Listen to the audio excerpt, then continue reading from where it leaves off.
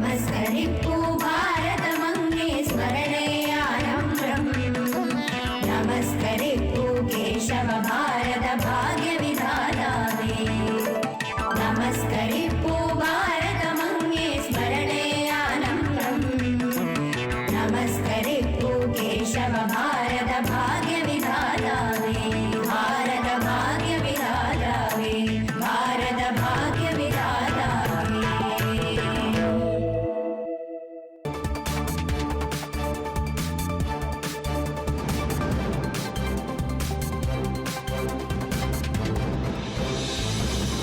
ഏറെ വിവാദമുണ്ടാക്കിയ തലപ്പള്ളി വനദുർഗ ദേവീക്ഷേത്രം സർക്കാരിലേക്ക് ഏറ്റെടുത്ത നടപടിക്കെതിരെ ക്ഷേത്ര ട്രസ്റ്റിയും രാഷ്ട്രീയ സേവക സംഘവും നൽകിയ കേസ് ഒടുവിൽ കോടതിയിലേക്ക്.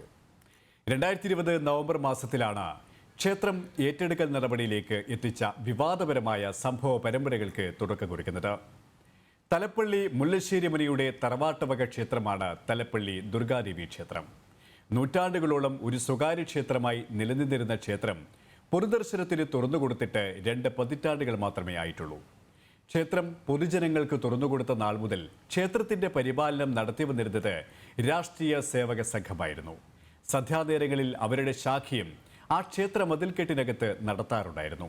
2019 ലോകത്തെ മുഴുവനും സ്തംഭിപ്പിച്ച കൊറോണയുടെ വരവും തുടർന്നുണ്ടായ ലോക്ക്ഡൌണും മൂലം ക്ഷേത്രത്തിലെ ശാഖാപ്രവർത്തനങ്ങൾ നിർത്തിവെക്കേണ്ടി വന്നു. പിന്നീട് ഏതാണ്ട് ഒരു വർഷക്കാലം ക്ഷേത്രത്തിനകത്ത് ശാഖയും അവരുടെ പ്രവർത്തനവും ഇല്ലാതായി. തുടർന്ന് ക്ഷേത്രത്തിന്റെ മതിൽക്കെട്ടിനകത്ത് കുറ്റിച്ചെടികൾ വളർന്ന് കാട് പിടിച്ച പോലെയായി. മാത്രമല്ല ഒരുപറ്റം സാമൂഹ്യ വിരുദ്ധരുടെ അനാശാസ്യ കേന്ദ്രവും മദ്യപാന കേന്ദ്രവുമായി ക്ഷേത്രാങ്കണം മാറി. സന്ധ്യയായാൽ ക്ഷേത്ര പരിസരത്ത് കൂടി നടക്കാൻ പോലും പൊതുജനങ്ങൾ ഭയപ്പെടാൻ തുടങ്ങി. ആ അവസ്ഥയിലാണ് രാഷ്ട്രീയ സേവക സംഘം ക്ഷേത്രത്തിലെ തങ്ങളുടെ മുടങ്ങിപ്പോയ പ്രവർത്തനങ്ങൾ പുനരാരംഭിക്കുന്നത്. അതോടെ ക്ഷേത്രത്തിന് ഒരു പുത്തൻ ഉണർവ് വരികയും ഭക്തജനങ്ങൾ ധാരാളമായി ക്ഷേത്രത്തിലേക്ക് തൊഴാനായി എത്താനും തുടങ്ങി. കരിപിടിച്ചു കിടന്നിരുന്ന ക്ഷേത്രത്തിലെ ദീപസ്തംഭങ്ങൾ വീണ്ടും പ്രകാശപൂരിതമാകാൻ തുടങ്ങി. ഇതോടെ ക്ഷേത്രത്തിൽ അനാശാസ്യ പ്രവർത്തനങ്ങളും മദ്യപാനവും നടത്തിക്കൊണ്ടിരുന്ന ഒരുപറ്റം സാമൂഹ്യദ്രോഹികൾക്ക് സ്വസ്ഥത നഷ്ടപ്പെടാനും തുടങ്ങി. ക്ഷേത്രത്തിലെ രാഷ്ട്രീയ സേവക സംഘത്തിന്റെ പ്രവർത്തനങ്ങൾ അവസാനിപ്പിക്കാൻ വേണ്ടി പല നടപടികളും അവർ ചെയ്തു. പക്ഷേ ഒന്നും വിജയിച്ചില്ല. ശക്തമായ രാഷ്ട്രീയ പിന്തുണയുള്ള അവർ അവരുടെ അധികാരം ഉപയോഗിച്ചുകൊണ്ട് ക്ഷേത്രം സർക്കാരിനെ കൊണ്ട് ഏറ്റെടുപ്പിക്കുകയും ശാഖയുടെ പ്രവർത്തനങ്ങൾ പൂർണ്ണമായും നിരോധിക്കുകയും ചെയ്തു. ഇതിനെതിരെ ക്ഷേത്ര ട്രസ്റ്റും രാഷ്ട്രീയ സേവക സംഘവും മാസങ്ങൾ നീണ്ട ജനകീയ പ്രക്ഷോഭത്തിനും സമരങ്ങൾക്കും തുടക്കം കുറിച്ചു.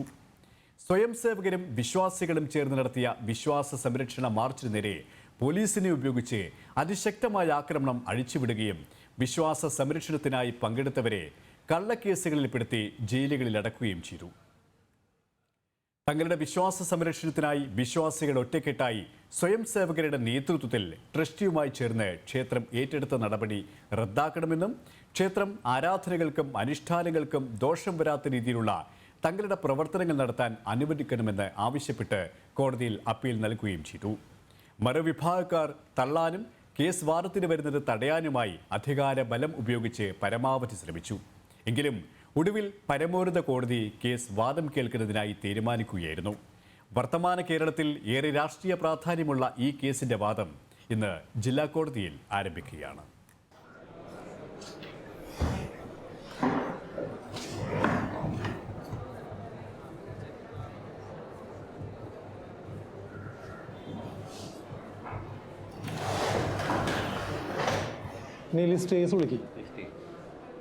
OS 402/2017 മുല്ലശ്ശേരി വനദുർഗ ക്ഷേത്ര ട്രസ്റ്റ്.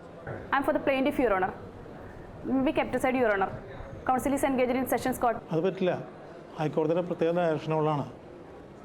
അതല്ലെങ്കിൽ I am going to dismiss the case. May be called as next case, Your Honor.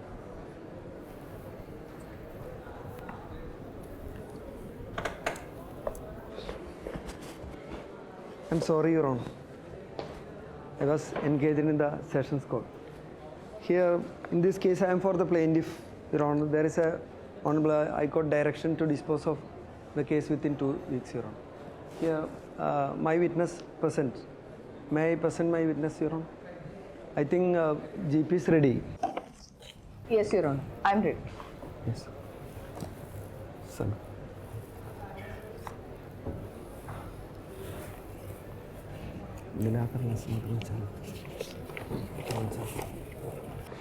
കയറി ഫൈൻ.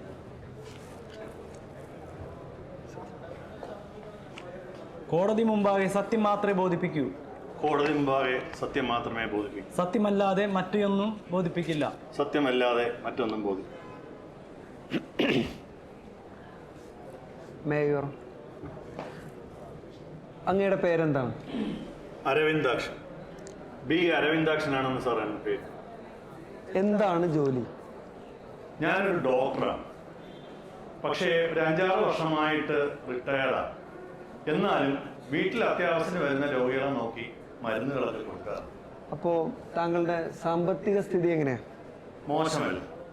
സാമാന്യം നല്ല സാമ്പത്തിക സ്ഥിതിയുള്ള ഒരു കുടുംബത്തിലെ അംഗമാണ് സാർ. വീട്ടിലാരൊക്കെയുണ്ട്? ഞാനും ഭാര്യയും മാത്രമാണ്. എനിക്ക് 3 മക്കളാണ് സർ. മൂത്തവൻ ഭാര്യയുമൊത്ത് അവനൊരു ഡോക്ടറാണ്. അവൻ ഭാര്യയുമൊത്ത് അമേരിക്കയിലാണ്. രണ്ടാമത്തെ ആൾ ഒരു എഞ്ചിനീയറാണ്. അവൻ ഭാര്യയും മക്കളുമൊത്ത് കാനഡയിലാണ്. ഇനി ഒരാളും കൂടെ ഉണ്ട്, മൂന്നാമതൊരാൾ. അവനൊരു IT പ്രൊഫഷണലാണ്. അവൻ ഭാര്യയുമൊത്ത് UK യിലാണ്.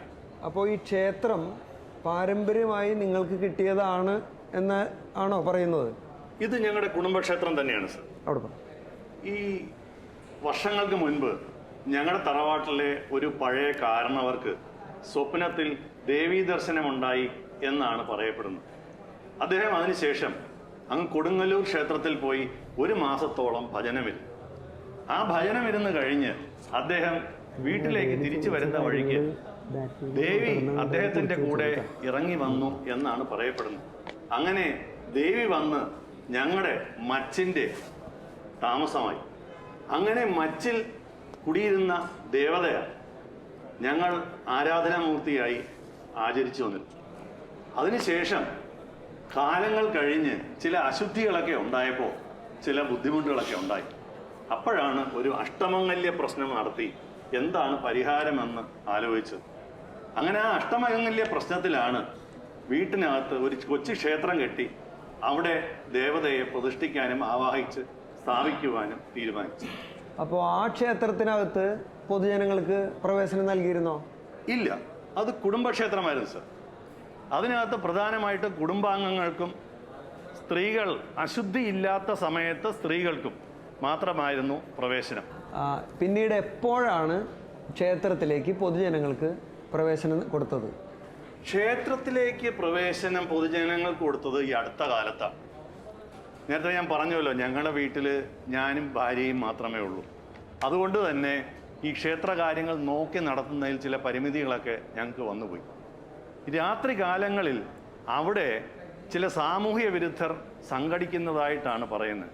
മദ്യപാനം, വ്യഭിചാരം, ചീട്ടുകളി, അങ്ങനെ വലിയ അനാചാരങ്ങൾ ക്ഷേത്ര മതിൽക്കെട്ടിനകത്ത് നടക്കുന്നു എന്നാണ് ഞാൻ കേട്ടിട്ടുള്ളത്. That also may be noted your owner. എന്നിട്ട് ഇങ്ങനെ പ്രശ്നങ്ങളൊക്കെ ഉണ്ടായപ്പോൾ നിങ്ങൾ പോലീസിൽ പരാതിയൊന്നും കൊടുത്തില്ലേ? പരാതി നൽകി. എന്ത് സംഭവിച്ചു? പക്ഷേ വലിയ പ്രയോജനമൊന്നും ഉണ്ടായില്ല സർ. കാരണം ഈ സംഘടിച്ച് അവിടെ കൂടുന്നത് പാർട്ടിയുടെ ചില ശിങ്കിടികളാണെന്നാണ് പറയപ്പെടുന്നത്.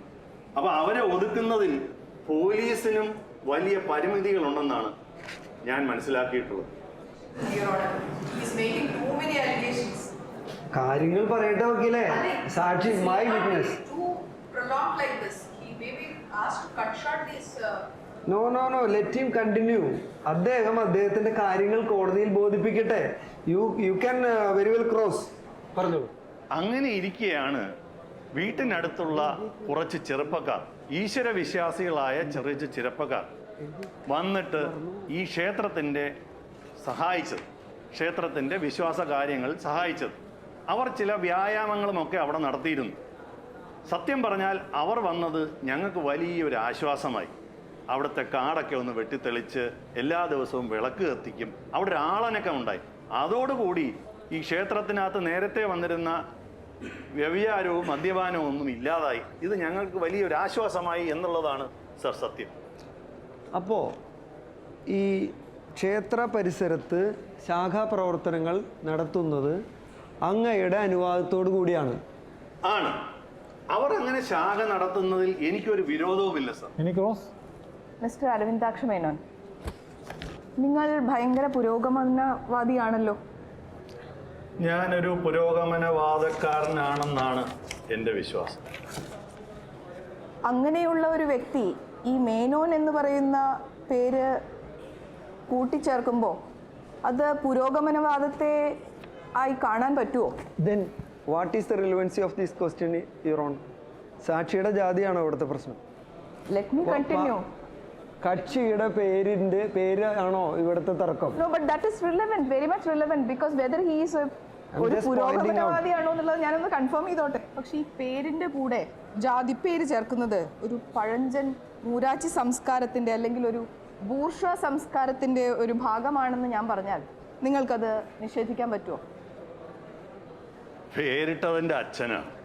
പക്ഷേ ഈ മേനോൻ എന്ന വാൽ കൊണ്ടു നടക്കുന്നത് ഞാൻ നേരത്തെ പറയുണ്ടായി എൻ്റെ സംസ്കാരത്തിൻ്റെ സംസ്കൃതിയുടെ ഭാഗമാണ്. പിന്നെ നമ്മൾ ഈ പുരോഗമന പ്രസ്ഥാനമെന്ന് ചോദിച്ച അതുകൊണ്ട് പറയുക, കേരളത്തിലെ വലിയ പുരോഗമന പ്രസ്ഥാനക്കാരായിരുന്നു നമ്മുടെ EMS നമ്പൂതിരിപ്പാട്, അച്യുത മേനോൻ, പിന്നെ EK നായനാർ. ഇവരൊക്കെ നമ്മുടെ മുഖ്യമന്ത്രിയായിരുന്നു സർ. അവരാരും അവരുടെ വാല് മുറിച്ചതായിട്ട് ഞാൻ കേട്ടിട്ടില്ല. മാത്രമല്ല ഇവരൊക്കെ അങ്ങ് സൂചിപ്പിച്ച ആ ബൂർഷ്വ സംസ്കാരത്തെ എതിർത്ത പുരോഗമന പ്രസ്ഥാനക്കാരാണ്. പോട്ടെ, അത് പോട്ടെ. നിങ്ങൾ ബൂർഷ്വ സംസ്കാരമാണോ അല്ലയോ എന്നുള്ള വിഷയം അവിടെ നിൽക്കട്ടെ. അല്ലത് ചോദിച്ചതുകൊണ്ട് പറഞ്ഞത്. Don't interfere when I am asking you answer to the point. Okay. താങ്കളുടെ മനസ്സിലെ ഒരു സവർണ ചിന്താഗതി മൂലമല്ലേ ഈ ക്ഷേത്രത്തിലേക്ക് തുടക്കം മുതലേ തന്നെ പുറത്തു നിന്നുള്ള ആളുകളെ പ്രവേശനം നിഷേധിച്ചത്? അല്ല, ഞങ്ങൾക്ക് അങ്ങനെ സവർണ ചിന്താഗതിയൊന്നും ഇല്ല സർ. പണ്ട് തുടങ്ങി തന്നെ ഞങ്ങളുടെ കുടുംബത്തിൽ ജോലിക്കായിട്ട് വിവിധ ജാതിയിൽപ്പെട്ട അനേകം പേരാണ് എല്ലാ ദിവസവും വന്നുകൊണ്ടിരുന്നത്. അവരുടെ കുട്ടികൾ ഞങ്ങളുടെ കുട്ടിക്കാലത്ത് ഞങ്ങൾ ഒരുമിച്ച് കളിക്കുമായിരുന്നു. ഞങ്ങളുടെ മുറ്റത്തോടി കളിക്കുമായിരുന്നു. ഊണ് കഴിക്കുന്ന സമയത്ത് ഭക്ഷണം കൊടുക്കുമ്പോൾ എല്ലാ ജാതിക്കാരെയും ഒരുമിച്ചിരുത്തിയാണ് ഭൂമുഖത്ത് ഭക്ഷണം കൊടുത്തിട്ടുള്ളത്. ഞങ്ങളുടെ അവിടെ അങ്ങനെ ഒരു ജാതി ചിന്ത ഒരിക്കലും ഉണ്ടായിരുന്നില്ല. ഇതെല്ലാം നിങ്ങൾ ഈ കേസിന്റെ ആസ്പദമായിട്ട് പറയാൻ വേണ്ടി ഉണ്ടാക്കിയ നുണയാണെന്ന് ഞാൻ പറയുന്നു. അങ്ങേക്ക് പറയാം, പക്ഷെ ഞാനത് നിഷേധിക്കും. സർ, കഴിഞ്ഞ 40 വർഷമായി ഞാനൊരു ഡോക്ടറാണ്. എൻ്റെ അടുത്ത് വരുന്ന രോഗികളെ ഞാൻ സവർണനെന്നോ അവർണനെന്നോ കീഴാളനെന്നോ മേലാളനോ ഒന്നും നോക്കിയിട്ടില്ല. മാത്രമല്ല അവർക്കൊരു അസുഖമായി വരുമ്പോൾ അവർക്ക് പനി വന്നാൽ അത് മേലാള പനിയാണോ കീഴാള പനിയാണോ എന്ന് നോക്കിയിട്ടില്ല. ഇനി അവർക്ക് മരുന്ന് കൊടുക്കുമ്പോൾ ഒരു സവർണ ആൻറ്റിബയോട്ടിക്കോ അവർണ ആൻറ്റിബയോട്ടിക്കോ അല്ല കൊടുക്കുന്നത്. ഓരോരുത്തരും അവരിൻ്റെ ഏത് ജാതിയിലും മതത്തിലും വർണ്ണത്തിലും വിഭാഗത്തിലും പെട്ടവരായാലും ശരി അവരവർക്ക് വേണ്ട മരുന്നുകൾ കൊടുക്കുക എന്നുള്ളതാണ് ഒരു ഡോക്ടറായ എൻ്റെ ജോലി. അതുകൊണ്ട് തീർച്ചയായിട്ടും എനിക്ക് ജാതി മത വർണ്ണ വർഗ വ്യത്യാസമില്ല എന്ന് ഞാൻ ഉറപ്പിച്ചു പറയും. പക്ഷെ ഇത്രയൊക്കെ പറഞ്ഞിട്ടും ഈ കുറച്ച് മുൻപ് പറഞ്ഞ ഈ അമ്പലത്തിലേക്ക് നിങ്ങൾ ഇതുവരെ പുറത്തു നിന്നുള്ള ആളുകളെ പ്രവേശിപ്പിച്ചിട്ടില്ല എന്ന് പറഞ്ഞാൽ അത് ശരിയായ ചിന്താഗതിയല്ല, അല്ലെങ്കിൽ നേരത്തെ പറഞ്ഞ കാര്യങ്ങളെല്ലാം നുണയാണെന്ന് പ്രൂവ് ചെയ്യുന്നതാണെന്ന് ഞാൻ പറയുന്നു. മാഡം, ഇത് ഞങ്ങളുടെ കുടുംബക്ഷേത്രമാണെന്ന് പറഞ്ഞല്ലോ. പണ്ട് സ്ത്രീകൾക്ക് ഇപ്പോഴുള്ളതുപോലെ ഒരു സമൂഹ സുരക്ഷ ഇല്ലായിരുന്നു. സ്ത്രീകൾക്ക് പുറത്തു പോകാൻ പറ്റിയിരുന്നില്ല. അമ്പലത്തിൽ പോയി തൊഴുത് മടങ്ങാനാകുമായിരുന്നില്ല. ഞങ്ങളുടെ ഒന്നും കുടുംബത്തിലെ സ്ത്രീകൾ പുറത്തു പോലും ഇറങ്ങാറുണ്ടായിരുന്നില്ല. അപ്പോൾ അവർക്ക്, പ്രത്യേകിച്ച് സ്ത്രീകൾക്ക് പ്രാർത്ഥിക്കാൻ വേണ്ടിയാണ് കുടുംബ വളപ്പിൽ ഒരു ക്ഷേത്രം നിർമ്മിച്ചത്. അവർ മാത്രമല്ല, കുട്ടികൾ, പ്രായമുള്ളവർ, ഇവർക്കൊക്കെ പ്രാർത്ഥിക്കാൻ വേണ്ടി മാത്രമാണ് ഈ കുടുംബക്ഷേത്രങ്ങളുടെ പ്രസക്തി. ഞങ്ങളുടെ കുടുംബക്ഷേത്രത്തിനും അത് തന്നെയായിരുന്നു പ്രസക്തി. ഈ ദൈവം എന്ന് പറയുന്നത് തന്നെ ഒരു അന്ധവിശ്വാസവും ഒരു അനാചാരവും അല്ലേ? This is ridiculous, your honour. ദൈവത്തിൻ്റെ നിലനിൽപ്പാണോ സർക്കാർ ഭാഗം വാദിക്കാൻ ശ്രമിക്കുന്നത്? That also becomes relevant because when he is acting against the procedures and the rules or the custom followed by the state. എന്നാ പിന്നെ ക്ഷേത്രം വേണ്ട, പിടിച്ചെടുക്കുന്ന പരിപാടിയെ വേണ്ടെന്ന് വെച്ചാൽ പോരെ? അല്ല വക്കീലെ, ഞാനൊന്ന് കണ്ടിന്യൂ ചെയ്തേക്കട്ടെ. ആചാരങ്ങൾ സംസ്കാരത്തിൻ്റെ ഭാഗമാണ്. ആചാരങ്ങൾ അനുഷ്ഠിക്കുമ്പോഴാണ് സംസ്കാരം ഉണ്ടാകുന്നത്. മനുഷ്യൻ മരിക്കുമെന്നറിഞ്ഞിട്ടും ജീവിതത്തിൻ്റെ അർത്ഥം തേടുന്നവനാണ്. തന്നെക്കാളും വലിയ ഒന്നിൽ വിശ്വസിക്കുമ്പോഴാണ് അത് സംഭവിക്കുക. അങ്ങനെയാണ് എല്ലാം ഒന്നാണെന്ന് ഒരു ഹിന്ദു വിശ്വസിക്കുന്നത്. മാത്രമല്ല അതിൻ്റെ ഭാഗമാണ് എന്നെക്കാൾ വലിയ ഒന്നിൽ വിശ്വസിക്കുന്നതാണ് ഈ ഈശ്വര വിശ്വാസം. ഇനി അവരവരാണ് ലോകത്തെ ഏറ്റവും വലുതെന്ന് വിശ്വസിക്കുന്നവർക്ക് ഇതൊക്കെ ചിലപ്പോൾ അനാചാരവും അന്ധവിശ്വാസവുമാണെന്ന് തോന്നും sir. I think the witness is crossing all the limits, may not be recording all the only relevant portions may be recorded, my lords. No, entire answer may be recorded, Your Honor. No, that need not be, my lords. That's all, Your Honor. എന്താണ് താങ്കളുടെ പേര്? സുരേഷ് കുമാർ. സുരേഷ് കുമാറും ഈ സ്വയം സേവക സംഘവുമായിട്ട് എന്താ ബന്ധം? ഞാനാണ് തലപ്പള്ളി താലൂക്കിലെ ശാഖ കാരൂർ. ഈ തലപ്പള്ളിയിലെ ശാഖ തുടങ്ങിയിട്ട് എത്ര കാലമായി? കൃത്യമായി ഒരു ഓർമ്മയില്ല, ഏതാണ്ട് ഒരു 30 വർഷത്തോളം ആയിരുന്നു. ഈ കേസിന് ആസ്പദമായ സംഭവം ഉണ്ടായ തീയതി എന്താണ് ഉണ്ടായത് എന്ന് ബഹുമാനപ്പെട്ട കോടതിയോടൊന്ന് പറഞ്ഞു കൊടുത്തു. ശാഖ അമ്പലത്തിൽ നടക്കുന്ന സമയത്ത് രാഷ്ട്രീയക്കാരും കുറച്ച് സാമൂഹ്യ വിരുദ്ധരും കൂടി ശാഖ നടക്കുന്ന ക്ഷേത്രത്തിലേക്ക് മാർച്ചായി വരികയും അവിടെ വന്ന് ഭീഷണി മുഴക്കുകയും മുദ്രാവാക്യം വിളിക്കുകയും ശാഖ തടസ്സപ്പെടുത്താൻ ശ്രമിക്കുകയും ആണ് ചെയ്തത്. ഈ രാഷ്ട്രീയക്കാരും സാമൂഹ്യ വിരുദ്ധരും എന്ന് പറഞ്ഞത് തെളിച്ച് പറഞ്ഞോളൂ, കോടതിയിൽ തെളിച്ച് പറഞ്ഞോളൂ. ഭരണകക്ഷിയുടെ അനുഭാവികളായ പാർട്ടിക്കാർ. I object on that. ബഹുമാനപ്പെട്ട കോടതിക്ക് കാര്യങ്ങൾ മനസ്സിലാവേണ്ടി വയ്ക്കില്ലേ? Your Honor, I object to that question. കക്ഷിയുടെ രാഷ്ട്രീയം അന്വേഷിക്കുന്ന രീതിയിലാണ് വക്കീല് ക്വസ്റ്റ്യൻസ് ഇടുന്നത്. രാഷ്ട്രീയത്തിന്റെ കാര്യങ്ങൾ അന്വേഷിക്കേണ്ട ആവശ്യം എന്താണുള്ളത്? രാഷ്ട്രീയക്കാർ എന്ന് പറഞ്ഞാൽ ജനറലൈസ്ഡ് ആയിട്ടുള്ള ഒരു ആൻസർ ആയി പോയി. That may B specific. Suresh പറഞ്ഞോളൂ, രാഷ്ട്രീയക്കാർ എന്ന് ഉദ്ദേശിച്ചിട്ടുള്ളത് ആരെയാണ്? ഇപ്പോഴത്തെ ഭരണകക്ഷിക്കാരും അതുപോലെ സാമൂഹ്യ വിരുദ്ധരും കൂടിയിട്ടാണ് അവിടെ വന്നിട്ടുണ്ട്. That may be noted. പറഞ്ഞോളൂ. എന്നിട്ട് എന്താണ് അവിടെ സംഘർഷാവസ്ഥ ഉണ്ടാക്കിയെന്ന് പറയുന്നത്? അവര് വളരെ മോശമായ രീതിയിലുള്ള വെല്ലുവിളികളും അതുപോലെ ഭീഷണിപ്പെടുത്തലും ഒക്കെയാണ് ഉണ്ടായത്. ആ സമയത്ത് പോലീസ് അവിടെ എത്തിപ്പെടുകയും സമാധാനപരമായിട്ട് പിരിഞ്ഞു പോകാനായിട്ട് പറയുകയും ചെയ്തു. എന്നിട്ട് ഈ പറഞ്ഞ ആക്രമിക്കാൻ വന്ന പാർട്ടിക്കാർ പിരിഞ്ഞു പോവുകയുണ്ടായോ? ഞങ്ങൾ സമാധാനപരമായിട്ടാണ് ശാഖ നടത്തിയത്. അവരാണ് ബഹളം വെച്ച് അവിടെ പ്രശ്നം ഉണ്ടാക്കിയത്. അവർ പോലീസ് വന്ന് അങ്ങനെ പ്രശ്നമായി പിരിഞ്ഞു പോവുകയാണ് ചെയ്തത്. അല്ല സുരേഷ്, ഈ നിങ്ങൾ ഈ അമ്പലത്തിന്റെ പരിസരത്തൊക്കെ ശാഖ നടത്തിയിരുന്നല്ലോ. ആ ശാഖ നടത്തിയിരിക്കുന്നതിന് നിങ്ങൾക്ക് ആരെങ്കിലും അനുമതി തന്നിരുന്നോ? ഉണ്ടായിരുന്നു. ക്ഷേത്രം ട്രസ്റ്റിയായ അരവിന്ദാക്ഷ മേനോന്റെ അനുമതിയോട് കൂടിയിട്ടാണ് ശാഖ ക്ഷേത്രത്തിൽ നടക്കുന്നത്. അനുമതി എന്ന് പറഞ്ഞാൽ എഴുതി തന്നോ അതോ ഓർലി പറഞ്ഞോ? ഓർലി പറഞ്ഞിട്ടുള്ളതാണ്. That may be noted. ഇനി ഈ അമ്പലത്തിന്റെ പരിസരത്ത് നേരത്തെ പറഞ്ഞ ഭരണകക്ഷികളും എല്ലാവരും തമ്മിൽ പ്രശ്നം ഉണ്ടാക്കി എന്ന് പറഞ്ഞല്ലോ.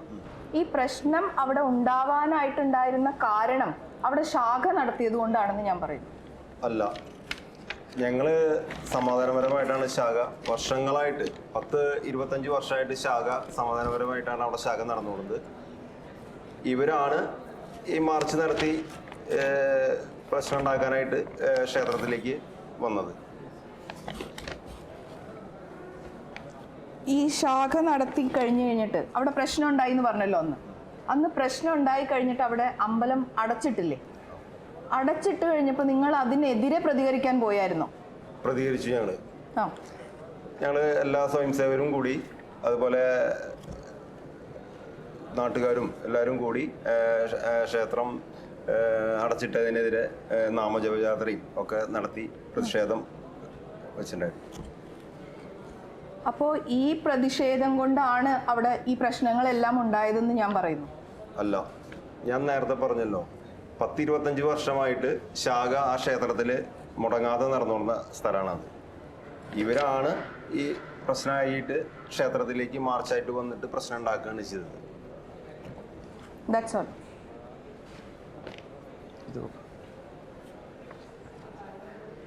നമസ്കാരം. എന്താ താങ്കളുടെ പേര്? ഹമീദ് മുസ്ലിയാർ. ഏത് പള്ളിയിലെ മുസ്ലിയാരാണ്? ഞാൻ ഈ തലപ്പള്ളി പള്ളിയിലെ ഹത്തീബാണ്. അതായത് ഈ തർക്കപ്പെട്ട ക്ഷേത്രത്തിൻ്റെ അടുത്തുള്ള അതെ മുസ്ലിം പള്ളിയിലെ അതെ ഉത്തരവാദിത്തപ്പെട്ട ആളാണ്. അതെ. അതുകൊണ്ടാണ് ചോദിക്കണേ, ഈ തലപ്പള്ളി വനദുർഗ ദേവി ക്ഷേത്രത്തിൽ ശാഖാ പ്രവർത്തനങ്ങൾ നടക്കുന്നതുകൊണ്ട് താങ്കൾക്കോ താങ്കളുടെ പള്ളിക്കോ അംഗങ്ങൾക്കോ എന്തെങ്കിലും പ്രയാസമോ തടസ്സമോ നേരിടാറുണ്ടോ? അതെന്താ വക്കീലേ അങ്ങനെ ഒരു ചോദ്യം? അമ്പലത്തിൽ പൂജാ കാര്യങ്ങളൊക്കെ നടക്കുന്നത് മൈക്കും ഒന്നും വെച്ചുകൊണ്ടല്ല. ഞങ്ങൾ 5 നേരം പള്ളിയിൽ ബാങ്ക് വിളിക്കണത് ഈ നാട് മുഴുക്കെ കേൾക്കുമാർ ഉച്ചത്തിൽ ബാങ്ക് വിളിക്കാറുണ്ട്. അതിനവിടുത്തെ ക്രിസ്ത്യാനികളോ ഈ പറയുന്ന ഹിന്ദുക്കളോ ആരും തന്നെ ഒരു തടസ്സമോ പരാതിയോ പറഞ്ഞിട്ടില്ല. പിന്നെ ഈ അമ്പലത്തിൽ ഒരു പാട്ട് വെച്ചതിന് നമ്മളെന്തിനാണ് അതിന് തർക്കം പറയണം? അത്രേ ഉള്ളൂ. അതായത് ആ ക്ഷേത്രത്തിലെ പ്രവർത്തനങ്ങളോ ഈ ശാഖാ പ്രവർത്തനങ്ങളോ കൊണ്ട് നിങ്ങൾക്കോ സമുദായത്തിനോ യാതൊരു പരാതിയും തടസ്സവും ഇന്നുവരെ ഉണ്ടായിട്ടില്ല. ഇല്ല. That may be noted. Any cross? അപ്പോൾ മുസ്ലിയാരെ, ഈ നിങ്ങളുടെ പള്ളിയിൽ നിന്ന് ബാങ്ക് വിളിക്കുന്നതും അല്ലെങ്കിൽ നിസ്കാര സമയത്തുള്ള ബാങ്ക് വിളിയും ഇതെല്ലാം ഒരുപാട് ഒച്ചത്തിൽ വെക്കുമ്പോൾ അത് തൊട്ടപ്പുറത്തുള്ള നാട്ടുകാർക്കും ബാക്കിയുള്ളവർക്കും ബുദ്ധിമുട്ടുണ്ടാക്കുന്നില്ലേ? ഇത്തരത്തിൽ ഒരു ബുദ്ധിമുട്ടിനെ കുറിച്ച് ആ നാട്ടുകാരും എന്നോട് വന്ന് പറഞ്ഞിട്ടില്ല. അല്ല, ജനറലായിട്ട് ചോദിക്കുക, നിങ്ങളോട് വന്ന് പറഞ്ഞോ എന്നുള്ളതല്ല ചോദ്യം. അതായത് സാധാരണ നമ്മൾ ഒരു പരിധിയിൽ കൂടുതൽ ഒച്ചയിലുള്ള ഒരു മൈക്കിൽ കൂടെ ഒരു പാട്ടോ അല്ലാന്നുണ്ടെങ്കിൽ ബാങ്കുവിളിയോ വരുന്ന സമയത്ത് മറ്റുള്ളവർക്ക് അത് ഡിസ്റ്റർബൻസ് ഉണ്ടാവോ എന്നുള്ളതാണ് എൻ്റെ ക്വസ്റ്റ്യൻ. കാലാകാലങ്ങളായിട്ട് അനുഷ്ഠിച്ചു പോരുന്ന ആചാരങ്ങളാണല്ലോ. അപ്പം അതിൽ ഇതുവരെ ഞങ്ങൾക്കൊരു ബുദ്ധിമുട്ട് തോന്നിയിട്ടില്ല. ആ നാട്ടിലാരും ഞങ്ങളോട് പരാതിയും പറഞ്ഞിട്ടില്ല. വേറെ ആർക്കും പരാതി ഇല്ലാത്തടത്ത് സർക്കാർ വക്കീൽ ഇനിയിപ്പോ അടുത്ത പരാതിയും കൂടി ഉണ്ടാക്കണോ? അല്ല, അതല്ല കറക്റ്റ് അല്ലേ. ഇപ്പോൾ സൗണ്ട് കൂടിക്കഴിഞ്ഞാൽ നാച്ചുറലി എല്ലാവർക്കും പ്രശ്നം ഉണ്ടാവുന്ന കാര്യങ്ങളാണ്. അതൊന്നും ചോദിച്ചു എന്നേ വക്കീലെ, അതിനകത്ത് പ്രശ്നമൊന്നുമില്ല. അപ്പോൾ നിങ്ങൾ പറഞ്ഞു വരുന്നത് ഇവിടെ യാതൊരുവിധ പ്രശ്നവും ഇല്ല, അല്ലെങ്കിൽ ഈ അമ്പലത്തിൻ്റെ പരിസരത്തോ ആ സൈഡിലോ എല്ലാം ഒരു പ്രശ്നവും ഇല്ല എന്നാണ് നിങ്ങൾ പറഞ്ഞു വരുന്നത്. ഇല്ല. That may B recording. ഈ അയോധ്യയിൽ പള്ളി തകർത്തു, അല്ലെങ്കിൽ ഗുജറാത്തിലെ കലാപം, ഇതൊക്കെ മറന്നോ? എന്തിട്ടാണ് ഈ പറയണേന്റെ വക്കീലെ?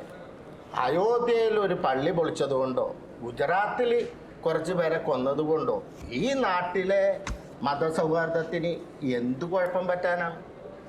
അതൊക്കെ ചില വിവരമില്ലാത്തവരുടെ കാഴ്ചപ്പാടിൽ മാത്രമേ കാണാൻ സാധിക്കുള്ളൂ. അതൊക്കെ അത്രയും ചെറിയ കാര്യങ്ങളാണോ? ആണല്ലോ. 1921 ഇവിടെ കലാപം നടന്നിട്ടില്ല. ടിപ്പുവിൻ്റെ പടയോട്ടക്കാലത്ത് ഇതിലും വലിയ കലാപമല്ലേ നടന്നത്. പിന്നെ ഈ കൊച്ചു കൊച്ചു കലഹങ്ങളും കലാപങ്ങളും ഒക്കെ കുത്തിപ്പെരുക്കി ഊതിപ്പെരുപ്പിച്ച് അത് ഇവിടെ കൊണ്ടുവന്ന് നടത്തുകയല്ല വേണ്ടത്. ഈ 120 കോടി ജനങ്ങൾ തിങ്ങിപ്പാർക്കുന്ന ഒരു രാജ്യത്ത് ഇത്തരത്തിലുള്ള ചെറിയ ചെറിയ ലഹളകളൊക്കെ ഉണ്ടാകും. ചിലതൊക്കെ നമ്മൾ കണ്ടില്ലെന്ന് വെക്കണം, മറ്റു ചിലത് കേട്ടില്ലെന്നും വെക്കണം. എന്നാലേ ഈ നാട്ടിൽ സമാധാനം നിലനിൽക്കുകയുള്ളൂ. That's all. വാസു, വക്കീലിന് ക്രോസ് ചെയ്യുമ്പോൾ കൃത്യമായിട്ട് മറുപടി പറഞ്ഞോളൂ കേട്ടോ.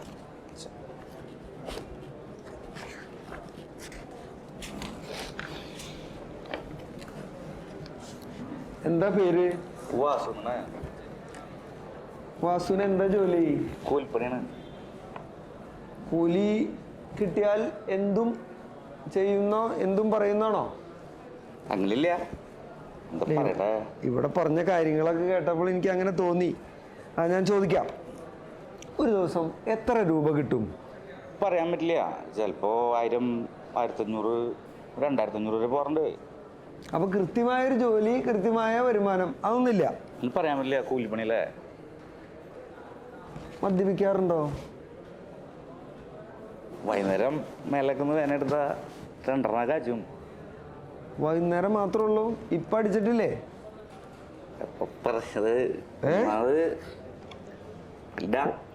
കോടതിയിൽ മദ്യപിച്ച് കയറാൻ പാടില്ല എന്നുള്ള കാര്യം അറിയോ? നമുക്കറിയില്ല, നമ്മൾ ആദ്യമായിട്ട് കോടതിയില്. അപ്പൊ പഠിപ്പിച്ചപ്പോ ഒന്നും പറഞ്ഞില്ല അല്ലേ? വക്കീലേച്ചി പറഞ്ഞു ഒന്ന് പറയാ, ചോദിക്കണം ഉത്തരം പറയാൻ പറഞ്ഞു. നമ്മൾ പറയും. ശരി. ഈ വേദന തോന്നുമ്പോ മദ്യപിക്കാറുണ്ടെന്ന് പറഞ്ഞു. ഇന്നെന്ത് വേദന ഉണ്ടായേ? എല്ലാ ദിവസവും വേദന ഉണ്ടാവും. അത് ശരി. എവിടെ ഇരുന്ന് അടിക്കാറ്? എൻ്റെ സ്ഥിര സ്ഥലമൊന്നുമില്ല. ഇപ്പൊ അമ്പലത്തിലിരുന്ന് അടിക്കും, ഇപ്പൊ കിട്ടണിടത്തൊക്കെ പോയിരുന്ന് അടിക്കും. അപ്പൊ അതിലേക്കാണ് ഞാൻ വരുന്നത്. വാസു ഈ തർക്കപ്പെട്ട ക്ഷേത്രത്തില് പരിസരത്തൊക്കെ സ്ഥിരമായിട്ട് ഇരുന്ന് അടിക്കാറുണ്ടെന്ന് ആൾക്കാർ പറയുന്നുണ്ടല്ലോ വാസു. അടിക്കാറുണ്ട്. എങ്ങനെ, ആലുമ്മ ഇരുന്നാണ് അടിക്കാറത്? ഇതൊന്നും പറയാൻ പറ്റില്ല. തുടക്കം ചിലപ്പോൾ ആലുമ, പിന്നെ കിടന്നും ഇരുന്നും ഒക്കെ അടിക്കും. അത് ശരി. ഈ അമ്പലവും പരിസരവും വെള്ളടിക്കാൻ തിരഞ്ഞെടുക്കാൻ എന്താ കാരണം? അവിടെയാണ് ആരുമില്ല. നമുക്ക് അവിടെ പോയി അടിക്കാം, പാട്ടൊക്കെ പാടാം. അപ്പൊ പാട്ട് പാടലുണ്ട്. പാട്ട് പാടും. അവർക്ക് പാട്ട് പാടാം, ആരും ചോദിക്കില്ല അല്ലേ? കൂട്ടുകാരുണ്ടാവാറുണ്ടോ? പിന്നെ കൂട്ടുകാരുടെ കമ്പനിക്കാര്, ഷെയർകാര് എല്ലാവരും വരും. That may be noted your. അപ്പൊ വാസുവിന്റെ കൂട്ടുകാര്, ഷെയർ അടിക്കാര് എല്ലാവരും കൂടി അടിപൊളി അടിപൊളി അടിപൊളി അടിപൊളി. ഇരിക്കട്ടെ. അപ്പൊ ഈ ആദ്യം ഒന്നും ഒരു പ്രശ്നമൊന്നും ഉണ്ടായിരുന്നില്ല എന്ന് പറഞ്ഞല്ലോ. പ്രശ്നമില്ല. ഈ എപ്പോഴായി പ്രശ്നം തുടങ്ങിയത്? ആരാ ഈ തടഞ്ഞത് വാസുവിനെ? അങ്ങനെ സർക്കാർ വിൽക്കുന്നു, സർക്കാർ നിങ്ങളെ പോലെയുള്ളവരാണ് ഇപ്പൊ സർക്കാർ രക്ഷപ്പെട്ടു പോകുന്നത്. ആരാ ഈ തടയണേ? ആരാ വാസുവിനെ തടഞ്ഞു എന്ന് പറയണേ? നമ്മളിത് തുടങ്ങിയ സമയത്ത് അവിടെ എല്ലാവരും ഉണ്ടായിരുന്നു. കൊറോണ ടൈമിൽ നമ്മൾ അടിച്ചുകൊണ്ടിരുന്ന. പിന്നെ അത് ഈ ശാഖക്കാരവിടെ വന്നു. പിന്നെ നമ്മളോട് പറഞ്ഞു അവിടെ പറ്റില്ല. അപ്പൊ ഈ ശാഖക്കാര് വന്ന് വാസുവിനെയൊക്കെ തടഞ്ഞു. അതാണ് വാസുവിന്റെ വാശി അല്ലേ? വാശിയില്ല. അവര് ശാഖക്കാര് അമ്പലത്തിന്റെ പരിസരത്തിരുന്ന് അടിക്കാൻ പറ്റില്ല, ബഹളുണ്ടാക്കാൻ പറ്റില്ല എന്ന് പറഞ്ഞു. വാസുവിന് അത് ഇഷ്ടായില്ല.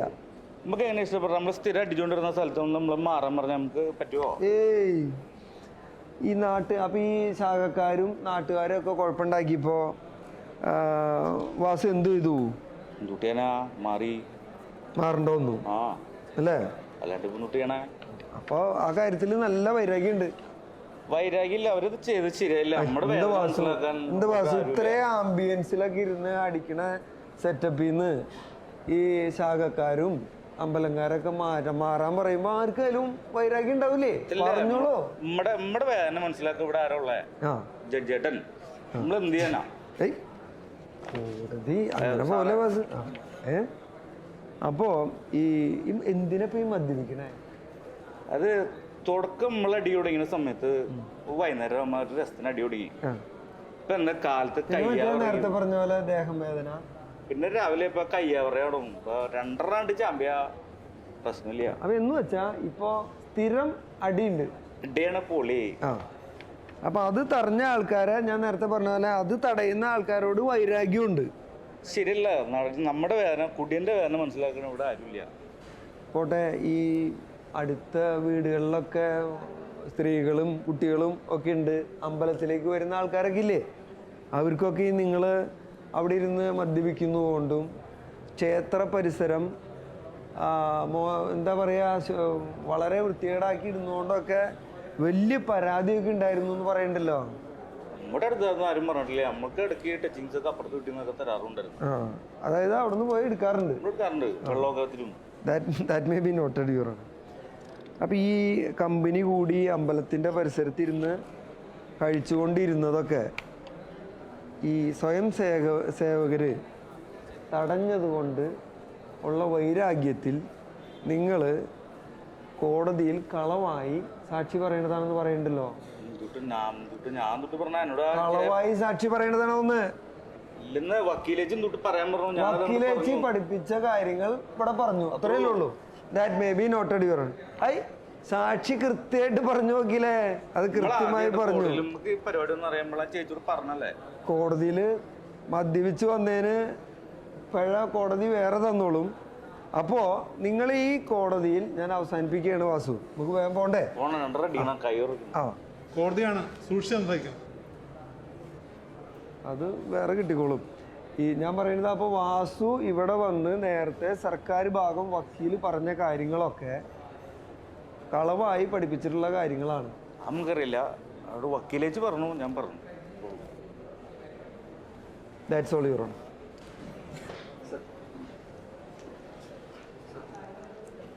കോടതി മുമ്പാകെ സത്യം മാത്രമേ ബോധിപ്പിക്കൂ. സത്യമല്ലാതെ മറ്റു യാതൊന്നും ബോധിപ്പിക്കില്ല.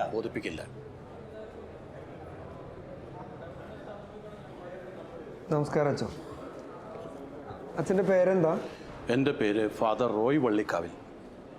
വള്ളിക്കാവിൽ എന്ന് പറഞ്ഞാൽ മാതാ അമൃതാനന്ദമയിയുടെ ജന്മസ്ഥലമല്ലേ? അതെ, അവിടെയാണ് ഞാൻ ജനിച്ചത്. അതിലെനിക്ക് അഭിമാനവുമുണ്ട്. എത്ര കാലമായി അച്ഛൻ പട്ടം കിട്ടിയിട്ട് എത്ര വർഷമായി? ഞാൻ ഏകദേശം ഒരു 30 വർഷത്തിലേറെയായി പള്ളിയിലെ അച്ഛനായി സേവനം തുടങ്ങിയിട്ട്. താങ്കളുടെ ഇഷ്ടപ്രകാരമാണോ പള്ളിയിലെ അച്ഛനായത്, അതോ വീട്ടുകാരുടെ ഒരു നിർബന്ധപ്രകാരമാണോ? ഞാൻ ആരുടെയും നിർബന്ധത്തിന് വഴങ്ങിയോ പ്രേരണ കൊണ്ടോ അല്ല അച്ഛനായത്.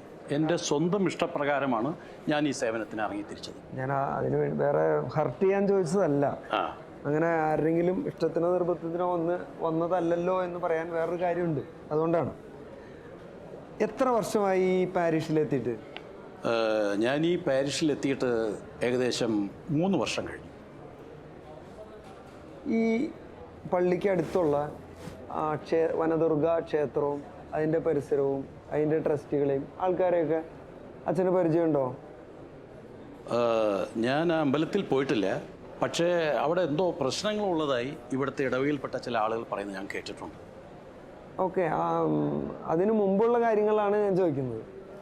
അച്ഛൻ്റെ ഇടവക അംഗങ്ങൾ ആരെങ്കിലുമോ അല്ലെങ്കിൽ പള്ളിയിലേക്കോ മറ്റേതെങ്കിലും രീതിയിൽ ഈ ക്ഷേത്രത്തിലെ പ്രവർത്തനങ്ങളോ അവിടെ നടക്കുന്ന സംഘപ്രവർത്തനങ്ങളോ പള്ളിയെ ബാധിക്കുന്ന രീതിയിൽ ഉണ്ടായിട്ടുണ്ടോ എന്നറിയാനാണ് ഞാൻ ചോദിച്ചത്. പള്ളിയും അമ്പലവും തമ്മിൽ ഒരുപാട് അകലമുണ്ട്. മാത്രമല്ല, അമ്പലത്തിനകത്ത് ഹിന്ദു മതവിശ്വാസികളാണ് ഉള്ളത്. അതുകൊണ്ട് തന്നെ ക്ഷേത്രത്തിൽ നടക്കുന്ന ഈ ശാഖയും അവരുടെ ഗാനാലാപനങ്ങളും കായിക പ്രകടനങ്ങളും ഒന്നും തന്നെ ഞാൻ കണ്ടിട്ടില്ല, കേട്ടറിവേ ഉള്ളൂ. ഇവയൊന്നും തന്നെ പള്ളിയുടെ പ്രവർത്തനത്തിനെയോ ക്രിസ്തീയ വിശ്വാസത്തെയോ ഹനിക്കുന്നില്ല. അതായത് ഈ പറയുന്ന ക്ഷേത്രത്തിലെ ഒരു പ്രവർത്തനങ്ങളും ശാഖാപ്രവർത്തനങ്ങളും അങ്ങയെയോ അങ്ങയുടെ സമുദായ അംഗങ്ങളെയോ ഇതുവരെ ബാധിച്ചിട്ടില്ല. അതെ, that's all your on. U may cross.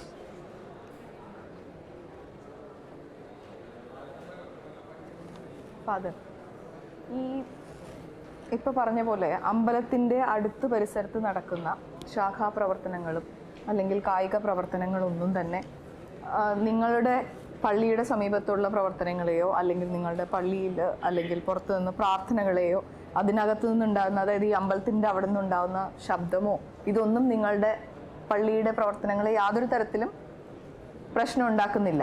ഞാൻ മുന്നേ പറഞ്ഞല്ലോ, പള്ളിയും അമ്പലം തമ്മിൽ ഒരുപാട് അകലത്തിലാണുള്ളത്. അതുകൊണ്ട് തന്നെ ഈ ക്ഷേത്രത്തിനകത്ത് നടത്തുന്ന ഈ ശാഖയും അവരുടെ കായിക പ്രകടനങ്ങളും ഗാനാലാപനങ്ങളും ഒന്നും തന്നെ പള്ളിയെയോ പള്ളിയുടെ വിശ്വാസികളെയോ അതുപോലെ തന്നെ മറ്റൊന്നും തന്നെ ഞങ്ങൾക്ക് യാതൊരുവിധ പ്രയാസങ്ങളും ബുദ്ധിമുട്ടുകളും ഉണ്ടാക്കുന്നില്ല എന്നുള്ളതാണ് സത്യം. ഒരു പ്രശ്നമില്ല എന്ന് ഓൾറെഡി പറഞ്ഞു കഴിഞ്ഞു.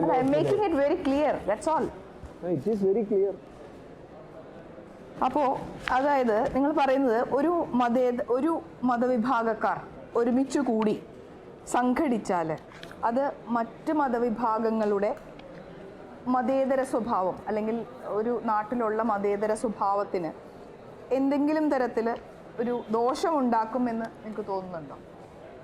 അമ്പലത്തിൽ മാത്രമല്ല, പള്ളിയിലും ഞങ്ങൾ എല്ലാ ദിവസവും അതുപോലെ തന്നെ എല്ലാ ഞായറാഴ്ചകളിലും ഒത്തുകൂടാറുണ്ട്, പ്രാർത്ഥനകൾ നടത്താറുണ്ട്.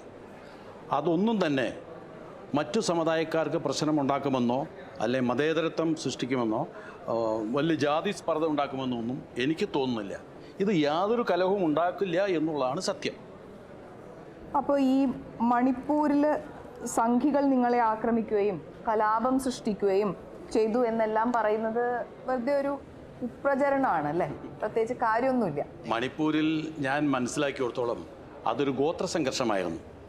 2 ഗോത്രങ്ങൾ തമ്മിലുള്ള ചെറിയൊരു കലാപം, അല്ലാതെ മതേതര സ്പർദ്ധയോ ഏതെങ്കിലും രാഷ്ട്രീയ സംഘടന ഉണ്ടാക്കുന്ന കലാപമോ ആയിരുന്നില്ല. അതിനൊരു വർഗീയ കലാപമായി ചിത്രീകരിക്കാൻ ശ്രമിക്കുന്നത് ഇവിടുത്തെ മാധ്യമങ്ങളും ചില രാഷ്ട്രീയ പ്രസ്ഥാനങ്ങളുമാണ്. Okay, thank you. That's all. എന്താ സ്വാമിയുടെ പേര്? ഷിബു സത്യമംഗലാനന്ദ സരസ്വതി. നല്ല പേരാണല്ലോ. അപ്പോൾ ഈ ഷിബു സത്യമംഗലാനന്ദ സരസ്വതി സ്വാമി കോടതിയിൽ കളവ് പറഞ്ഞാൽ പിഴയുണ്ട്, തടവ് ശിക്ഷയുണ്ട് എന്നുള്ള കാര്യം അങ്ങേക്ക് അറിയാമോ? അറിയില്ല. അതൊക്കെ അറിഞ്ഞിട്ട് വേണം സ്വാമി കോടതിയിൽ ഇങ്ങനെ പറയാൻ. ഞാൻ ചോദിക്കാം, ഈ സത്യമംഗലം എന്ന് പറഞ്ഞ സ്ഥലം എവിടെയോ കേട്ടിട്ടുണ്ടല്ലോ, നമ്മുടെ വീരപ്പൻ്റെ സ്ഥലമല്ലേ? വീരപ്പൻ അവിടെ ഉണ്ടായിരുന്നു കരുതി കാട് വീരപ്പൻ്റെ അവിടെ ഒന്നുമില്ലല്ലോ. ഞാൻ അവിടെ ഇരുന്നിട്ടാണ് ആത്മജ്ഞാനം നേടിയത്. എൻ്റെ ഗുരു അതുകൊണ്ടാണ് എനിക്ക് ഈ പേര് നിർദ്ദേശിച്ചത്. ആത്മജ്ഞാനമൊക്കെ നേടിയിട്ടുണ്ട് അല്ലേ? അതെ. വീരപ്പനെ അങ്ങ് കണ്ടിട്ടുണ്ടോ? ഞാൻ നേരിട്ടിട്ട് കണ്ടിട്ടില്ലെങ്കിലും ഞാൻ അദ്ദേഹത്തിൻ്റെ ഒരു വലിയൊരു ആരാധകനാണ്. കാരണം അദ്ദേഹം എന്താ പറയുക, വർഗീയ ഫാസിസത്തിനെതിരെ പോരാടിയൊരു വിപ്ലവ നായകനാണ്. അപ്പോൾ അദ്ദേഹത്തിൻ്റെ വലിയൊരു ആരാധനയായിട്ട് ഞാൻ മാറി. പുതിയ കണ്ടുപിടുത്തമൊക്കെയാണല്ലോ സ്വാമി. പോട്ടെ, ഈ നിരവധി തട്ടിക്കൊണ്ടുപോകൽ, കൊലപാതകം, ആനവേട്ട, ആളുകളെ വേട്ട, മൃഗവേട്ട, പണമിടപാടുകൾ, അങ്ങനെ ഒരുപാട് സൽകൃത്യങ്ങളൊക്കെ ചെയ്ത ആളായിരുന്നു ഈ വീരപ്പൻ എന്നുള്ളത് അങ്ങ് കേട്ടിട്ടുണ്ടോ? വർഗീയ ഫാസിസത്തിനെതിരായിട്ടുള്ള പോരാട്ടങ്ങളിൽ ഞങ്ങളുടെ പാർട്ടിയുടെ തത്വസംഹിതകളിൽ പറഞ്ഞിട്ടിരിക്കുന്നത് ഇതൊന്നൊരു തെറ്റല്ല എന്നുള്ളതാണ്. അതായത് കൊലപാതകങ്ങളോ അല്ലെങ്കിൽ ബലാത്സംഗങ്ങളോ തട്ടിക്കൊണ്ടുപോകലുകളോ ഇതിനൊരു തെറ്റല്ല. കാരണം ഇപ്പോഴത്തെ സമയത്ത് നടക്കുന്ന കുറേ കാര്യങ്ങളുണ്ട്.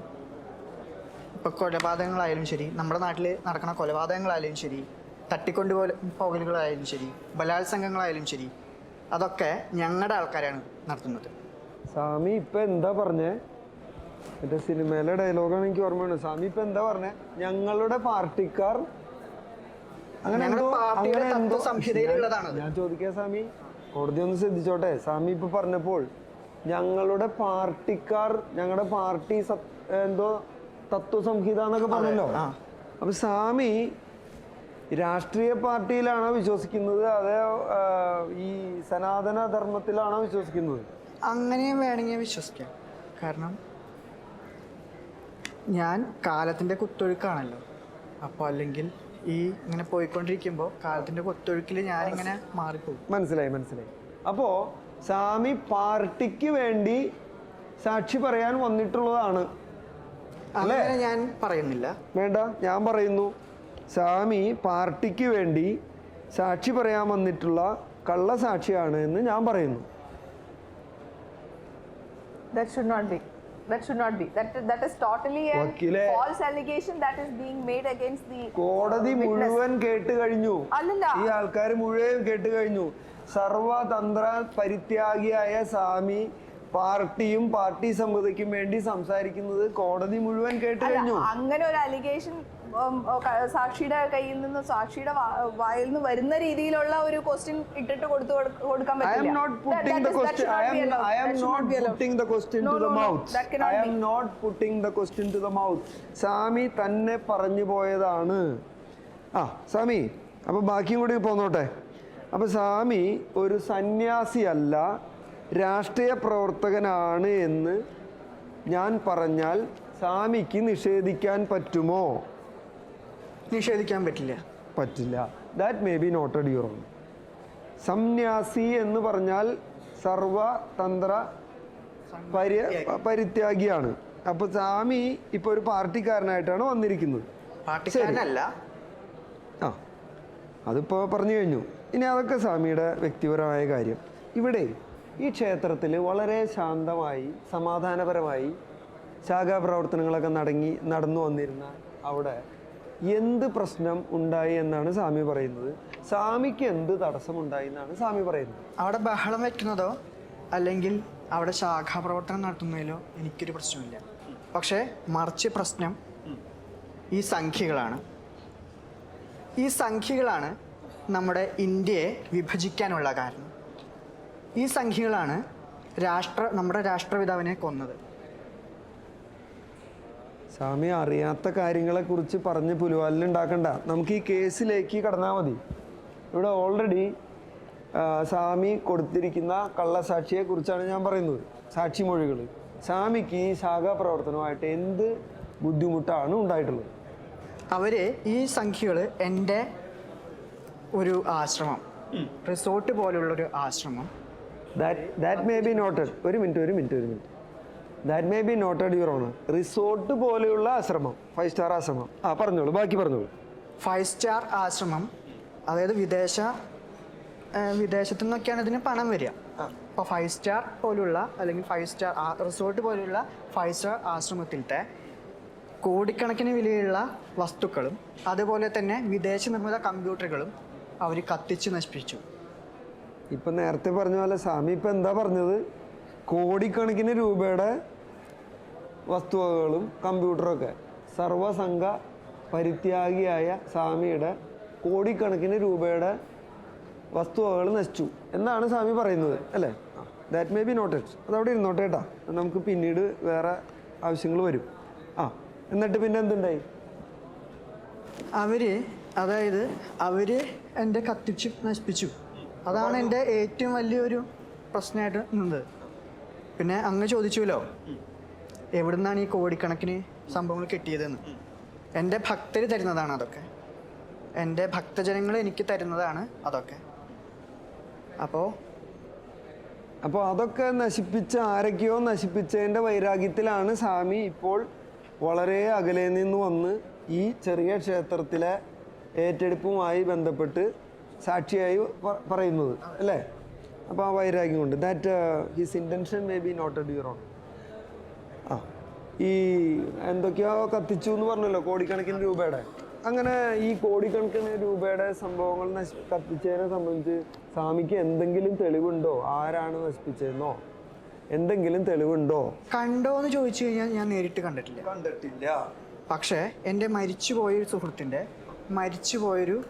സുഹൃത്ത് മരിക്കുന്നതിന് തൊട്ട് മുമ്പ് പറഞ്ഞതായി ഞാൻ അറിഞ്ഞു. തീയിട്ടത് സംഖ്യകളാണെന്ന്. മരിച്ചുപോയൊരു സുഹൃത്തിന്റെ ഒന്നുകൂടി പറഞ്ഞു. മരിച്ചുപോയൊരു സുഹൃത്ത് മരിക്കുന്നതിന് മുമ്പാണോ മരിച്ചിട്ടാണോ പറഞ്ഞത്? മരിച്ചുപോയൊരു സുഹൃത്ത് മരിക്കുന്നതിന് തൊട്ട് മുമ്പ് മരിക്കുന്നതിന് തൊട്ട് മുമ്പ് പറയുന്നതായിട്ട് ഞാൻ സ്വപ്നം കണ്ടു. അങ്ങനെയാണോ? സ്വപ്നം കണ്ടതല്ല. നന്നായിട്ടുണ്ട്. ഇതൊക്കെ കോടതി എഴുതിയിരിക്കുന്നുണ്ട്. അങ്ങനെ ഈ മരിച്ചുപോയ സുഹൃത്ത് മരിക്കുന്നതിന് മുമ്പ് പറഞ്ഞു എന്ന് പറയുന്ന ഈ കാര്യങ്ങൾ പോലീസിലോ എവിടെയെങ്കിലും തെളിവായിട്ട് കൊടുത്തിട്ടുണ്ടോ? ഇല്ല, കൊടുത്തിട്ടില്ല. പ്രത്യേകിച്ച് കാരണവുമില്ല. ഇല്ല. അപ്പം ഇത് സ്വാമി ഈ കോടിക്കണക്കിന് രൂപയുടെ സ്വത്തുക്കളൊക്കെ ഉള്ള ആശ്രമത്തിൽ CCTV അങ്ങനത്തെ കാര്യങ്ങളൊക്കെ ഉണ്ടാവില്ലേ? അതോ CCTV വെച്ച് കഴിഞ്ഞാൽ അവിടുത്തെ കാര്യങ്ങൾ പുറത്തറിയുന്നുള്ളത് കൊണ്ട് CCTV വെച്ചിട്ടില്ല എന്നാണോ? ഭക്തജനങ്ങൾക്ക് അവിടെ വരുന്ന ഭക്തജനങ്ങൾക്ക് മാനസികമായിട്ട് ഉല്ലസിക്കാൻ വേണ്ടിയിട്ടുള്ള 5 സ്റ്റാർ ആശ്രമത്തില് ഭക്തജനങ്ങൾ ഞങ്ങളോട് അസൂയുള്ള മറ്റ് സന്യാസിമാരാണ് ഇതിനൊക്കെ എതിരെ സംഖ്യകളെ കൊണ്ട് നിർത്തിയെടുക്കുന്നത്. മനസ്സിലായില്ലേ?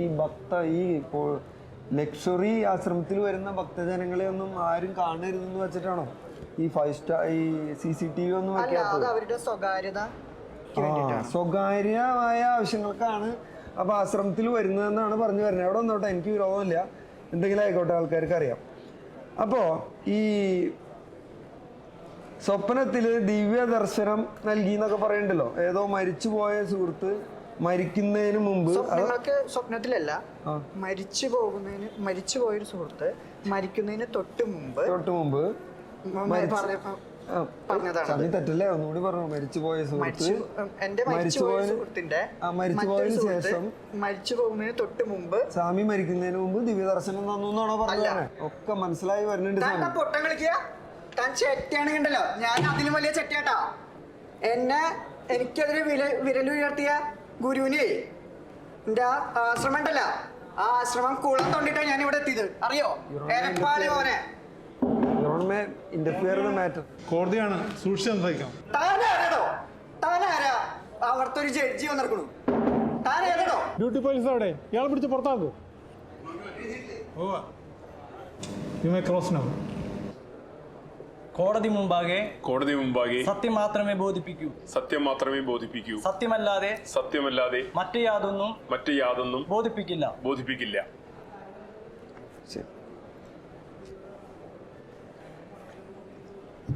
അങ്ങയുടെ പേരെന്താണ്? നന്ദകുമാർ. അങ്ങ് എന്ത് ചെയ്യുന്നു? ഒരു പുസ്തകത്തിന്റെ പ്രസാധകനാണ്, അതുപോലെ തന്നെ എഴുതുകയും കൂടി ചെയ്യാറ്. ഈ സർക്കാർ ഭാഗം സാക്ഷികൾ ഗാന്ധിവധവുമായി സംഘത്തിന് ബന്ധമുള്ളതുകൊണ്ടാണ് ക്ഷേത്ര പരിസരങ്ങളിൽ ശാഖ നടത്തുവാൻ സമ്മതിക്കാത്തത് എന്നുള്ള രീതിയിൽ മൊഴികളൊക്കെ വന്നതുകൊണ്ടാണ് അങ്ങേ വിസ്തരിക്കേണ്ടി വന്നിട്ടുള്ളത്. ഈ വിഷയത്തിൽ പഠനം നടത്തിയിട്ടുള്ള ആളായതുകൊണ്ടാണ് ഞാൻ നേരിട്ട് ചോദിക്കുന്നത്. ഗാന്ധിവധത്തിൽ സംഘത്തിന് എന്തെങ്കിലും പരോക്ഷമായോ നേരിട്ടോ ബന്ധമുണ്ടോ? തീർച്ചയായിട്ടും അത്തരത്തിൽ സംഘത്തിന് ഗാന്ധിവധത്തിൽ പ്രത്യക്ഷമായിട്ടോ പരോക്ഷമായിട്ടോ യാതൊരു ബന്ധവുമില്ല. മറ്റത് കേവലം ആരോപണങ്ങൾ മാത്രമാണ്. ഈവൻ ടു പല വക്കീലന്മാരടക്കം തന്നെ പല സ്ഥലത്തും ഈ വിഷയങ്ങൾ അവതരിപ്പിക്കുന്നത് കൃത്യമായിട്ടുള്ള വിഷയത്തിൻ്റെ പഠനമില്ലാതെ കൊണ്ടാണ്. കപൂർ കമ്മീഷൻ റിപ്പോർട്ടിനകത്ത് വ്യക്തമായിട്ട് ഗാന്ധിവധത്തിന് വേണ്ടിയിട്ട് കേന്ദ്ര സർക്കാർ നിയമിച്ചിട്ടുള്ള കപൂർ കമ്മീഷൻ, ആ റിപ്പോർട്ടിനകത്ത് കൃത്യമായിട്ട് RSSന് ഈ ഗാന്ധിവധത്തിൽ പങ്കില്ല എന്നുള്ളവരും കൃത്യമായി രേഖപ്പെടുത്തിയിട്ടുണ്ട്. അപ്പോൾ ഗാന്ധിവധത്തിൽ സംഘത്തിന് യാതൊരു ബന്ധവുമില്ല എന്നിരിക്കെ ആരാണ് ഇതിലെ യഥാർത്ഥ ഗുണഭോക്താക്കൾ? ഈ കഥയുടെ യഥാർത്ഥ ഗുണഭോക്താക്കൾ ആരാണ്? അതൊരു ലീഡിംഗ് ക്വസ്റ്റ്യൻ ആണ് വക്കീലെ. ആ question that may not be accepted, you know. ഉത്തരം കേൾക്കട്ടെ, കഴിഞ്ഞിട്ട് നമുക്ക് പറഞ്ഞാൽ പോരെ. ഉത്തരം എടുക്കാൻ പറ്റില്ല. That cannot be accepted. അങ്ങ് പറഞ്ഞു. കാരണം മഹാത്മാഗാന്ധിയെ വധിക്കുവാനുള്ള പരിശ്രമം നടക്കുന്നത് 1948 ജനുവരി 30-നല്ല ആദ്യമായിട്ട് നടക്കുന്നത്. 4ാമത്തെ അറ്റംപ്റ്റ് ആണ്. ഈ 4ാമത്തെ അറ്റംപ്റ്റിൽ 4 പ്രാവശ്യവും കേസിൽ പ്രതിയായിട്ട് വന്നിരിക്കുന്നത് ഒരേ ഒരാൾ തന്നെയാണ്, നാഥുറാം വിനായ് ഗോഡ്സെയാണ്. ആ നാഥുറാം വിനായ് ഗോഡ്സെയെ ഒരിക്കൽ പോലും ഇന്ത്യയിലെ പോലീസ് വിളിച്ച് ചോദ്യം ചെയ്തിട്ടില്ല. അവസാനത്തെ 48 ജനുവരി 30-നുള്ള സമയത്ത് മാത്രമാണ് അദ്ദേഹത്തെ വിളിച്ച് ചോദ്യം ചെയ്യുന്നത്. അതാണ് നമ്പർ 1 കേസ്. രണ്ടാമത്തെ ഒന്ന്, ബിർള മന്ദിരത്തിൽ വെച്ചിട്ടാണ് അദ്ദേഹം കൊല ചെയ്യപ്പെടുന്നത്. ആ കൊല ചെയ്യപ്പെടുന്ന ജനുവരി മാസം 30-ാം തീയതി ആണെങ്കിൽ ജാനുവരി മാസം 20-ാം തീയതി അതേ ഒരു അറ്റംപ്റ്റ് നടത്തിയിരുന്നു. ആ അറ്റംപ്റ്റ് നടത്തുന്നതിന് 7 പേരാണ് സംഘത്തിലുണ്ടായിരുന്നതിൽ. ആ 7 പേരിൽ 3 പേരും ബിർള മന്ദിരത്തിൽ 3-ാം നമ്പർ മുറിക്കകത്ത് താമസിച്ചിരുന്നവർ 3 പേരും. അങ്ങനെ കൃത്യമായിട്ട് ആസൂത്രണം ചെയ്തിട്ടുള്ള കൊലപാതകമാണ് മഹാത്മാഗാന്ധിയുടെ കൊലപാതകം.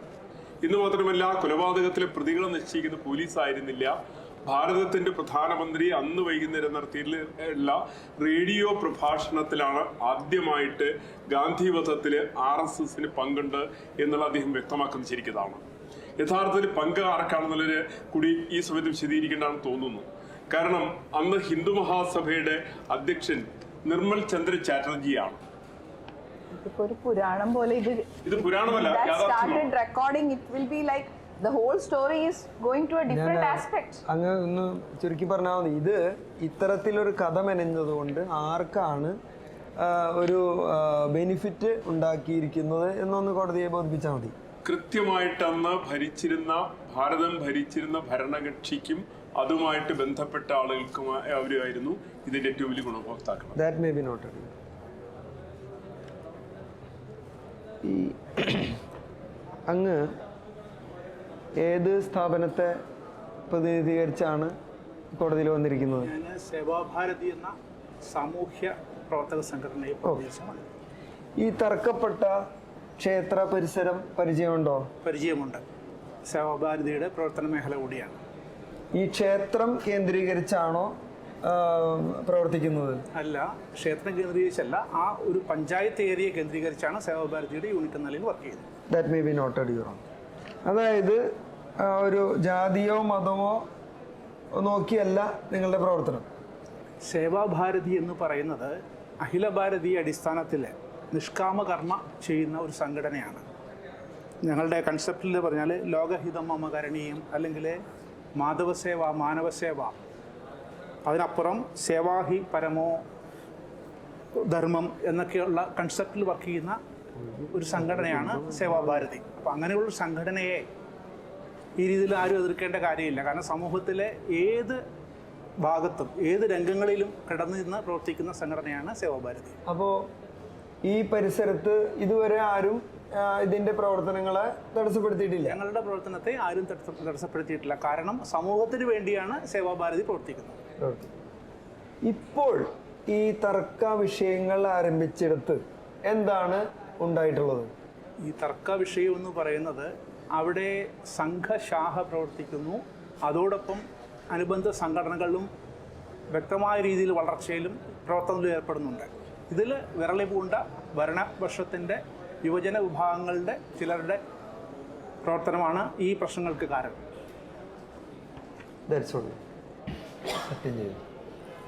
കോടതി മുമ്പാകെ സത്യം മാത്രമേ ബോധിപ്പിക്കൂ. സത്യമല്ലാതെ മറ്റൊന്നും ബോധിപ്പിക്കില്ല.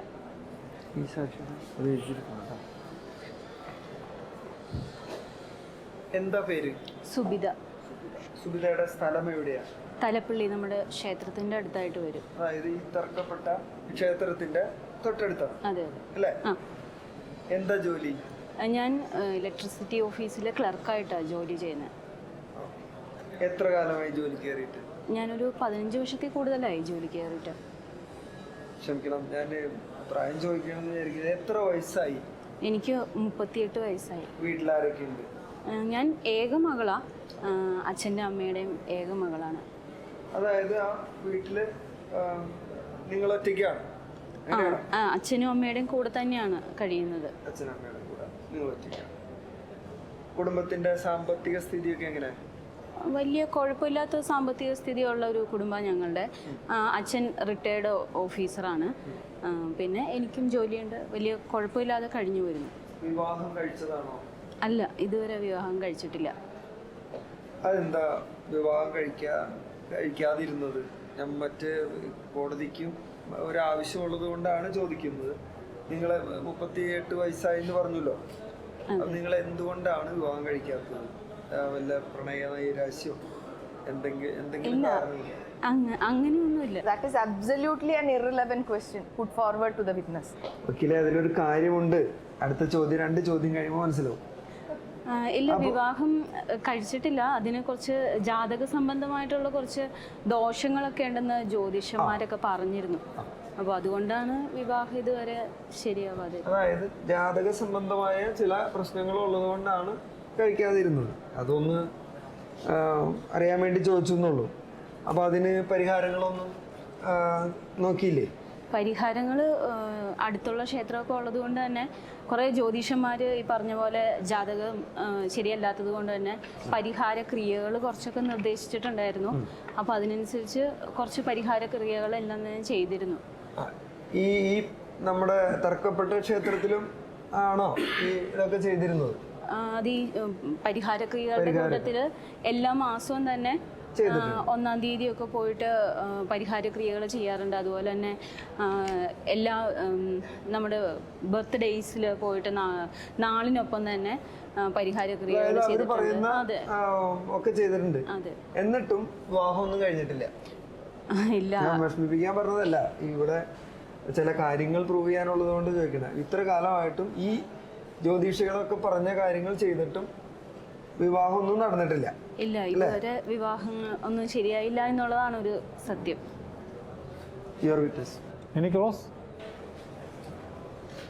സുഗിത, അപ്പൊ ഈ വിവാഹം കഴിയാതെ കണ്ടിരിക്കുമ്പം കുറെ പൂജകളും എല്ലാം ചെയ്തു എന്ന് പറഞ്ഞല്ലോ. അതെ. അപ്പൊ ഈ പൂജകളൊന്നും ചെയ്തിട്ട് വിവാഹം നടക്കാതെ കണ്ടായി കഴിഞ്ഞപ്പം ഇതിന് അവരുടെ ഈ പൂജാരിമാരുടെ അടുത്തോ അല്ലെങ്കിൽ ഈ ചെയ്യാൻ പറഞ്ഞ ആളുകളുടെ അടുത്തോ പരാതിപ്പെട്ടിരുന്നോ?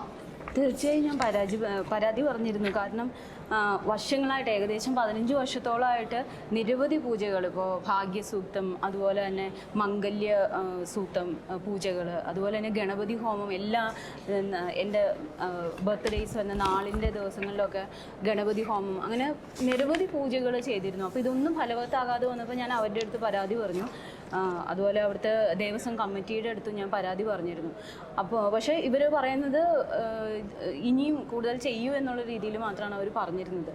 അല്ലാതെ അവർ പ്രത്യേകിച്ച് ഒന്നും തന്നെ പറഞ്ഞില്ല. പക്ഷേ ഇവരിത് പറഞ്ഞ് ഇനിയും അത് ചെയ്യുമെന്ന് പറയുമ്പോൾ എനിക്ക് ഇത്രയും വർഷങ്ങളായിട്ട് ചെയ്തതിൻ്റെ എനിക്ക് എന്തായാലും അതിന് ഒന്നില്ലെങ്കിൽ എൻ്റെ കല്യാണം നടത്തി തരിക, അല്ലെങ്കിൽ ഞാൻ ഈ പറയുന്ന അടച്ചിരിക്കുന്ന പണം എനിക്ക് തിരികെ തരണം എന്ന് പറഞ്ഞപ്പോൾ അവർ ശരിക്കും പറഞ്ഞാൽ ദേഷ്യപ്പെടുക ചെയ്തത്. അപ്പോൾ ഈ ഇങ്ങനെ പൈസ ഇത്രയും ചെലവാക്കിയിട്ടും ഇതൊന്നും നടന്നില്ല എന്ന് പറഞ്ഞപ്പോൾ അവർക്ക് എഗെയിൻസ്റ്റ് ആയിട്ട് ലീഗലി എന്തെങ്കിലും പ്രൊസീഡിങ്സ് ഇനീഷ്യേറ്റ് ചെയ്തിരുന്നോ? അതായത് വല്ല കേസ് കൊടുക്കുകയോ അല്ലെങ്കിൽ പോലീസിൽ പരാതി കൊടുക്കുകയോ അങ്ങനെ ഏതെങ്കിലും തരത്തിലുള്ള ഞാൻ ഇങ്ങനെ പറഞ്ഞപ്പോൾ, അതായത് ഇനി ഇങ്ങനെ ശരിയാവില്ല, അതായത് ഇത്രയും വർഷങ്ങൾ ഞാൻ ചെയ്തിട്ടും എനിക്ക് ഒന്നും തന്നെ നടന്നില്ല, അതുകൊണ്ട് ഒന്നില്ലെങ്കിൽ എൻ്റെ പൈസ തിരിച്ചു തരണം അല്ലെങ്കിൽ എൻ്റെ കല്യാണം നടത്തി തരണം എന്ന് പറഞ്ഞപ്പോൾ അവർ ശരിക്കും പറഞ്ഞാൽ ദേഷ്യപ്പെടുകയാണ് ചെയ്തത്.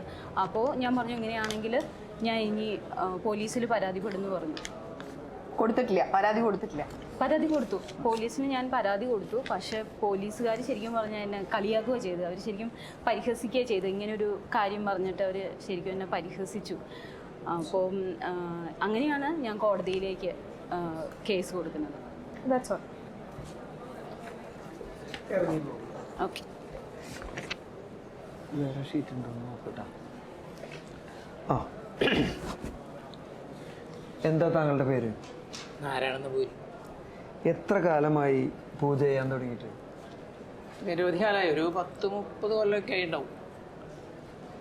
ഈ തർക്കപ്പെട്ട ക്ഷേത്രത്തിലെ തന്ത്രിയാണ്?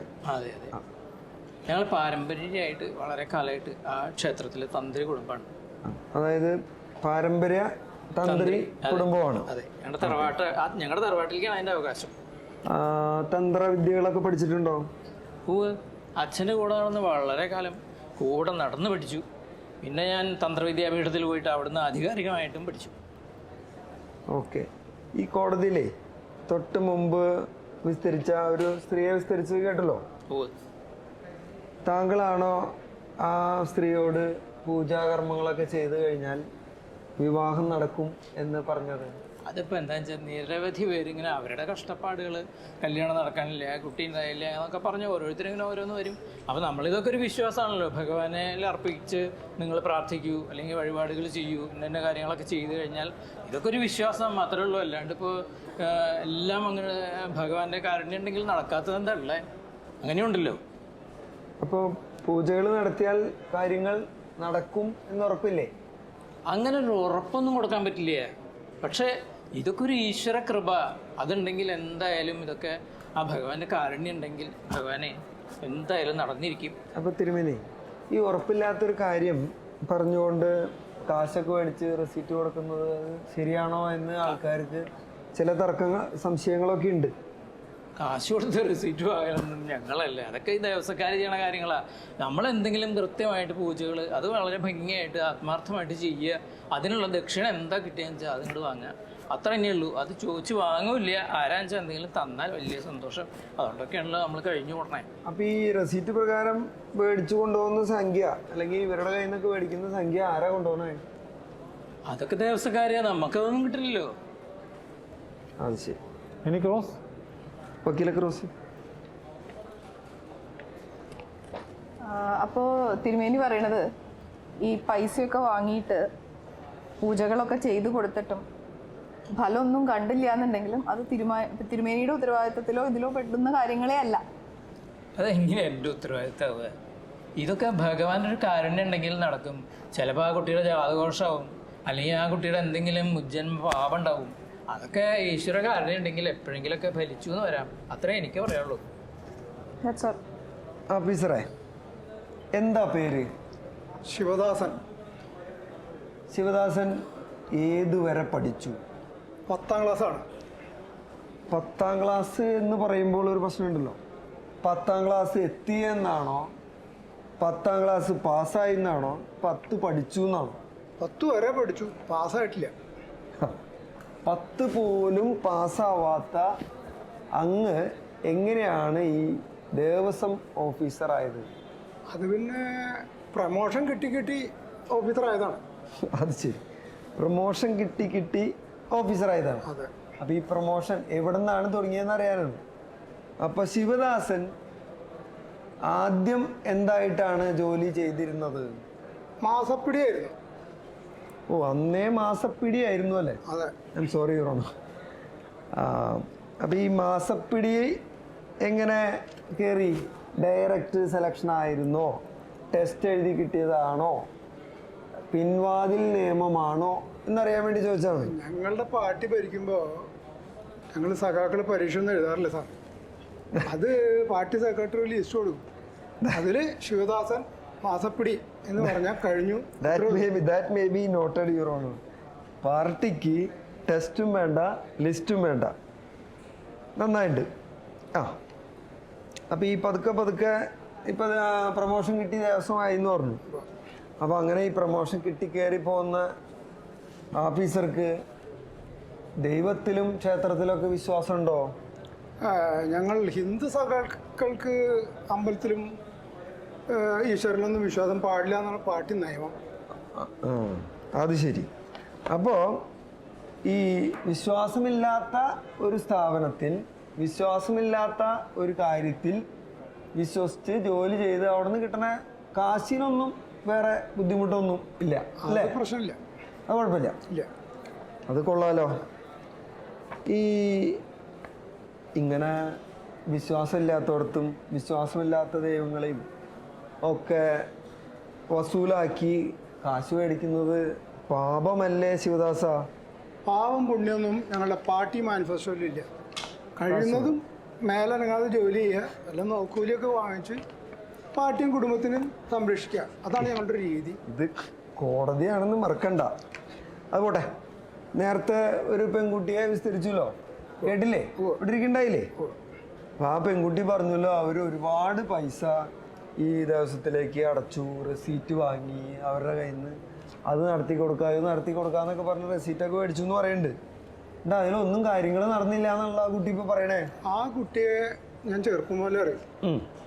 ആ കുട്ടി എല്ലാ മാസവും അമ്പലത്തിൽ വരാറുണ്ട്. ആ കുട്ടി ഈ വക്കീൽ സാറ് പറഞ്ഞ എല്ലാം ചെയ്യാറുണ്ട്. അതിപ്പോൾ അവർ ചെയ്തു കഴിഞ്ഞാൽ ബാക്കിയുള്ള ഉത്തരവാദിത്വം ഞങ്ങൾക്കില്ല. അവർ റെസീറ്റ് വാങ്ങിച്ച് നേരെ പൂജാരി കയ്യിൽ കൊടുക്കും. അവിടെ പൂജാരി വഴിപാട് നടത്തുമോ ഇല്ലയോ അതിൻ്റെ ഉത്തരവാദിത്വം ഞങ്ങൾക്ക് ഏറ്റെടുക്കാൻ പറ്റില്ല. അത് ശരി. കാശ് നിങ്ങൾ മേടിക്കും, മറ്റു കാര്യങ്ങളുടെ ഉത്തരവാദിത്വം ഒന്നും നിങ്ങൾക്കില്ല, അങ്ങനെയാണോ? അതെങ്ങനെയാ സാറേ? അവർ വിചാരിച്ച് ഒരു പൂജ നടത്തുന്നു, അതിൻ്റെ ഉത്തരവാദിത്വം ഞങ്ങൾ അങ്ങനെ ഏറ്റെടുക്കും. അതൊന്നും ഞങ്ങൾക്ക് പറ്റില്ല. കിട്ടുന്ന കാശ് നിങ്ങളല്ലേ കൊണ്ടുപോകുന്നേ? ആ ക്ഷേത്രത്തിലേക്കൊന്നും കൊടുക്കണില്ലോ. അത് ദേവസ്ഥത്തിൻ്റെ കാശാണ്. ദേവസ്ഥത്തിൻ്റെ കാശ്. അതിനെപ്പറ്റി ഞാൻ പിന്നെ ചോദിക്കാം. അപ്പം ഇതൊക്കെ കാര്യങ്ങൾ നടക്കുന്നുണ്ടോ? ഒരു കാശ് തന്നു, കാര്യങ്ങൾ നടക്കുന്നുണ്ടോ? ക്ഷേത്രത്തിൽ എന്തെങ്കിലും കാര്യങ്ങൾ നടക്കുന്നുണ്ടോ എന്നൊക്കെ ദേവസ്വം ഓഫീസർ നോക്കാറുണ്ടോ? എൻ്റെ സാറേ, ഒരു വഴിപാട് നടത്തുന്നത് അവരുടെ ഇഷ്ടപ്രകാരമാണ്. അതിന് വല്ല ഗുണം കിട്ടുന്നുണ്ടോ എന്ന് നോക്കാൻ ഞങ്ങൾക്ക് ഉത്തരവാദിത്തമില്ല. മനസ്സിലായില്ലേ? ഇത് ബിവറേജസ് കോർപ്പറേഷൻ്റെ ഔട്ട്ലെറ്റ് അല്ല. നിങ്ങൾ ഇത് കൊടുത്തു കഴിഞ്ഞാൽ ബില്ല് കിട്ടും. ബില്ല് കിട്ടിക്കഴിഞ്ഞാൽ ഒരു കുപ്പി കിട്ടും. അല്ലെങ്കിൽ KSRTC യാത്ര ചെയ്ത് കഴിഞ്ഞാൽ ടിക്കറ്റ് എടുത്ത് യാത്ര ചെയ്താൽ നിങ്ങൾക്ക് ഇറങ്ങേണ്ടടുത്ത് ഇറങ്ങാം. ഇത് അമ്പലമാണ് സാറേ. ഇവിടെ അവരുടെ ഇഷ്ടത്തിന് അവർ ചെയ്യുന്നു, അത്രേ ഉള്ളൂ. അപ്പോൾ അധികം പ്രസംഗിക്കേണ്ട. ഈ കാശൊക്കെ ഇങ്ങോട്ട് പോന്നോട്ടെ, കാശ് ഞങ്ങൾ എടുക്കും, വേറെ കാര്യങ്ങളൊന്നുമില്ല, അങ്ങനെയാണോ? അതാണ് അവിടുത്തെ ഒരു രീതി. അപ്പോൾ ഇത് ഒരു തരത്തിൽ പറഞ്ഞാൽ ഈ കാശ് മേടിക്കുന്നു, പറ്റിക്കുന്നു, അതൊരു തട്ടിപ്പല്ലേ ശിവദാസ? അത് ഞങ്ങൾ ഒരു തട്ടിപ്പ് നടത്തുന്നില്ല.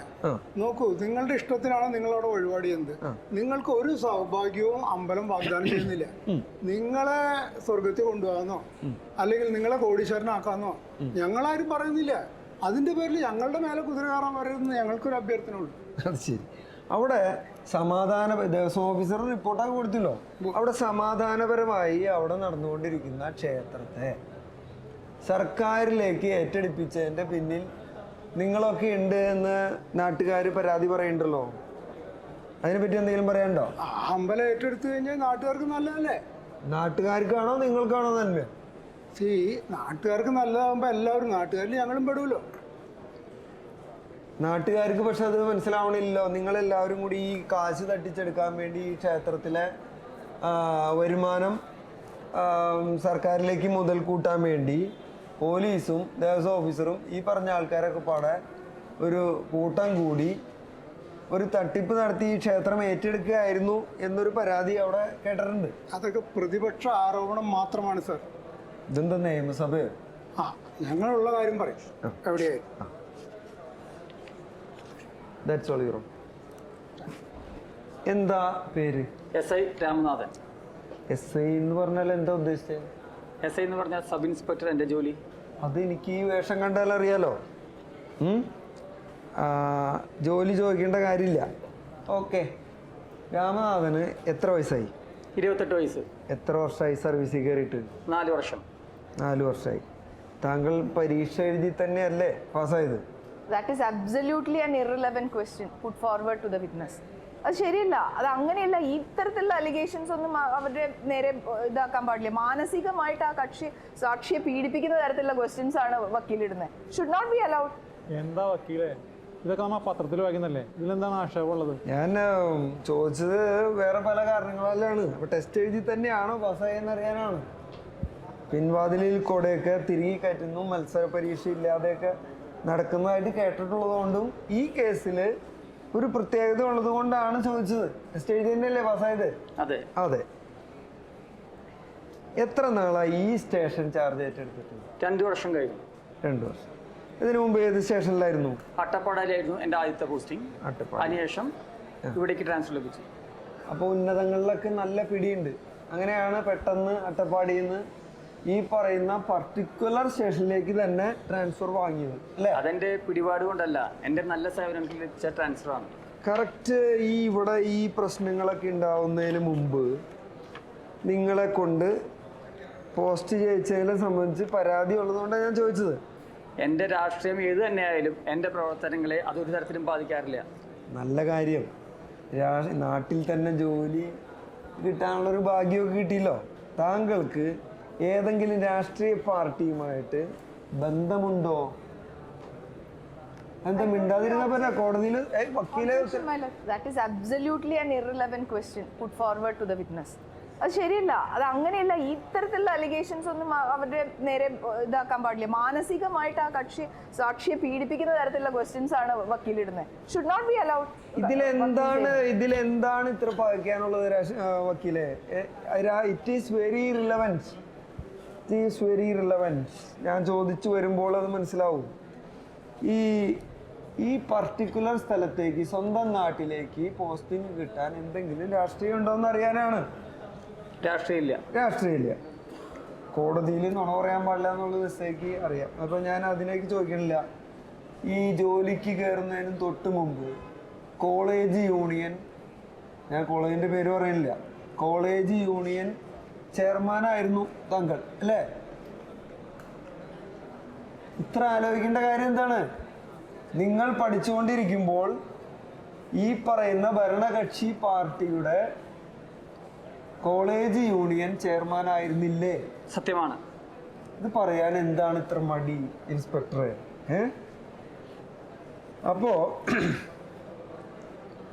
കോളേജ് യൂണിയൻ കാലത്ത് ഈ ഇടതുപക്ഷ സംഘടനയുടെ ചെയർമാനായിരുന്ന താങ്കൾ ക്ഷേത്രം ഏറ്റെടുക്കുന്നതിന് തൊട്ട് മുമ്പ് അവിടെ SI ആയി പ്രത്യക്ഷപ്പെടുന്നതിന് ഉള്ള ഒരു സംശയമാണ് ഞാൻ ചോദിച്ചത്. ഇപ്പോൾ മനസ്സിലായോ?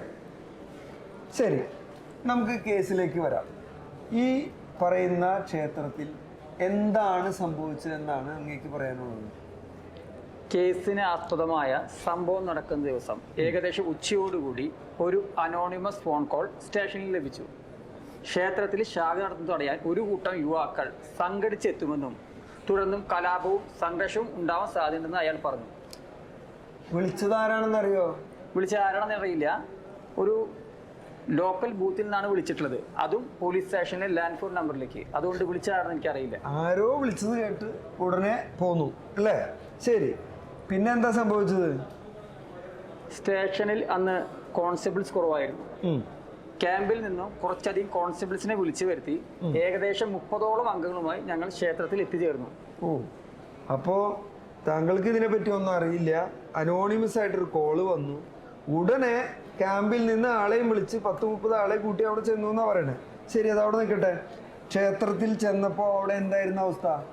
ഞങ്ങൾ ക്ഷേത്രത്തിൽ എത്തിയപ്പോൾ ഒരു വശത്ത് ഒരു കൂട്ടം ചെറുപ്പക്കാർ പാട്ട് പാടുകയും മറുവശത്ത് മറ്റൊരു വിഭാഗം അവർക്കെതിരെ മുദ്രാവാക്യം വിളിച്ച് ബഹളം വയ്ക്കുന്ന ഒരു സാഹചര്യമാണ് ഞങ്ങൾ കണ്ടത്. That may be noted your owner. ഒരു ഭാഗത്ത് ഒരു കൂട്ടര് ചെറുപ്പക്കാര് പാട്ടൊക്കെ പാടി നിൽക്കുന്നു, അങ്ങനെയല്ലേ കണ്ടേ? മറ്റൊരു ഭാഗത്ത് ഒരു കൂട്ടർ ആൾക്കാര് സംഘർഷാവസ്ഥയായിട്ട് നിൽക്കുന്നു. അതെ. അപ്പോ താങ്കൾ എന്താണ് ചെയ്തത്? ഒരു സ്ഥലത്തെ ഇൻസ്പെക്ടർ എന്നുള്ള നിലയിൽ അവിടെ താങ്കൾ എന്താണ് ചെയ്തത്? നിലവിൽ സംഘർഷ സാധ്യത ഇല്ലെങ്കിലും ഒരു സംഘർഷ സാധ്യത ഉണ്ടാവാൻ സാധ്യതയുള്ളത് കൊണ്ട് ഞങ്ങൾ ഇരു വിഭാഗക്കാരോടും അവിടെ നിന്ന് പിരിഞ്ഞു പോകാൻ ആവശ്യപ്പെട്ടു. ആദ്യം ഒന്നും അവിടെ നിന്ന് പിരിഞ്ഞു പോകാൻ തയ്യാറായില്ലെങ്കിലും രാത്രിയുമായി എല്ലാ പോലീസുകാരും അവിടെ എത്തിയോടുകൂടി ഒരു സംഘർഷാവസ്ഥ നിലവിൽ വന്നു. ഇനിയും ശാഖ നടത്തുമെന്ന് ഒരു കൂട്ടരും, എന്നാൽ ശാഖ നടത്തിയാൽ ഏത് വിധേനയും ചെറുക്കുമെന്ന് മറു കൂട്ടരും വ്യക്തമാക്കിയതോടുകൂടി ഇതിനൊരു പരിഹാരമെന്നോണം തൊട്ടടുത്ത ദിവസം ഒരു സമാധാന യോഗം വിളിച്ചു കൂട്ടാൻ തീരുമാനിക്കുകയും അതനുസരിച്ച് കാര്യങ്ങൾ മുന്നോട്ട് പോകാം എന്ന് അവരെ പറഞ്ഞു ബോധ്യപ്പെടുകയും ചെയ്തു. ഇതിന്റെ അടിസ്ഥാനത്തിൽ അവർ തൽക്കാലം പിരിഞ്ഞുപോയി. കൃത്യമായി എസ് പഠിച്ച പോലെ ഒക്കെ കൃത്യമായിട്ട് പറയുന്നുണ്ട്. നല്ല കാര്യം. ഞാൻ ഒറ്റ കാര്യം ചോദിക്കുന്നത്, സമാധാനപരമായി അവിടെ ശാഖാ പ്രവർത്തനം നടത്തിക്കൊണ്ടിരിക്കുന്ന ആളുകൾക്ക് അല്ലേ നിങ്ങൾ സംരക്ഷണം നൽകേണ്ടിയിരുന്നത്? ഒരു കീഴ്വഴക്കമല്ല ഞാൻ നോക്കിയത്, ഒരു സംഘർഷാവസ്ഥ ഇല്ലാതാക്കുന്ന ശ്രമമാണ് ഞാൻ നടത്തിയത്. നല്ല കാര്യം.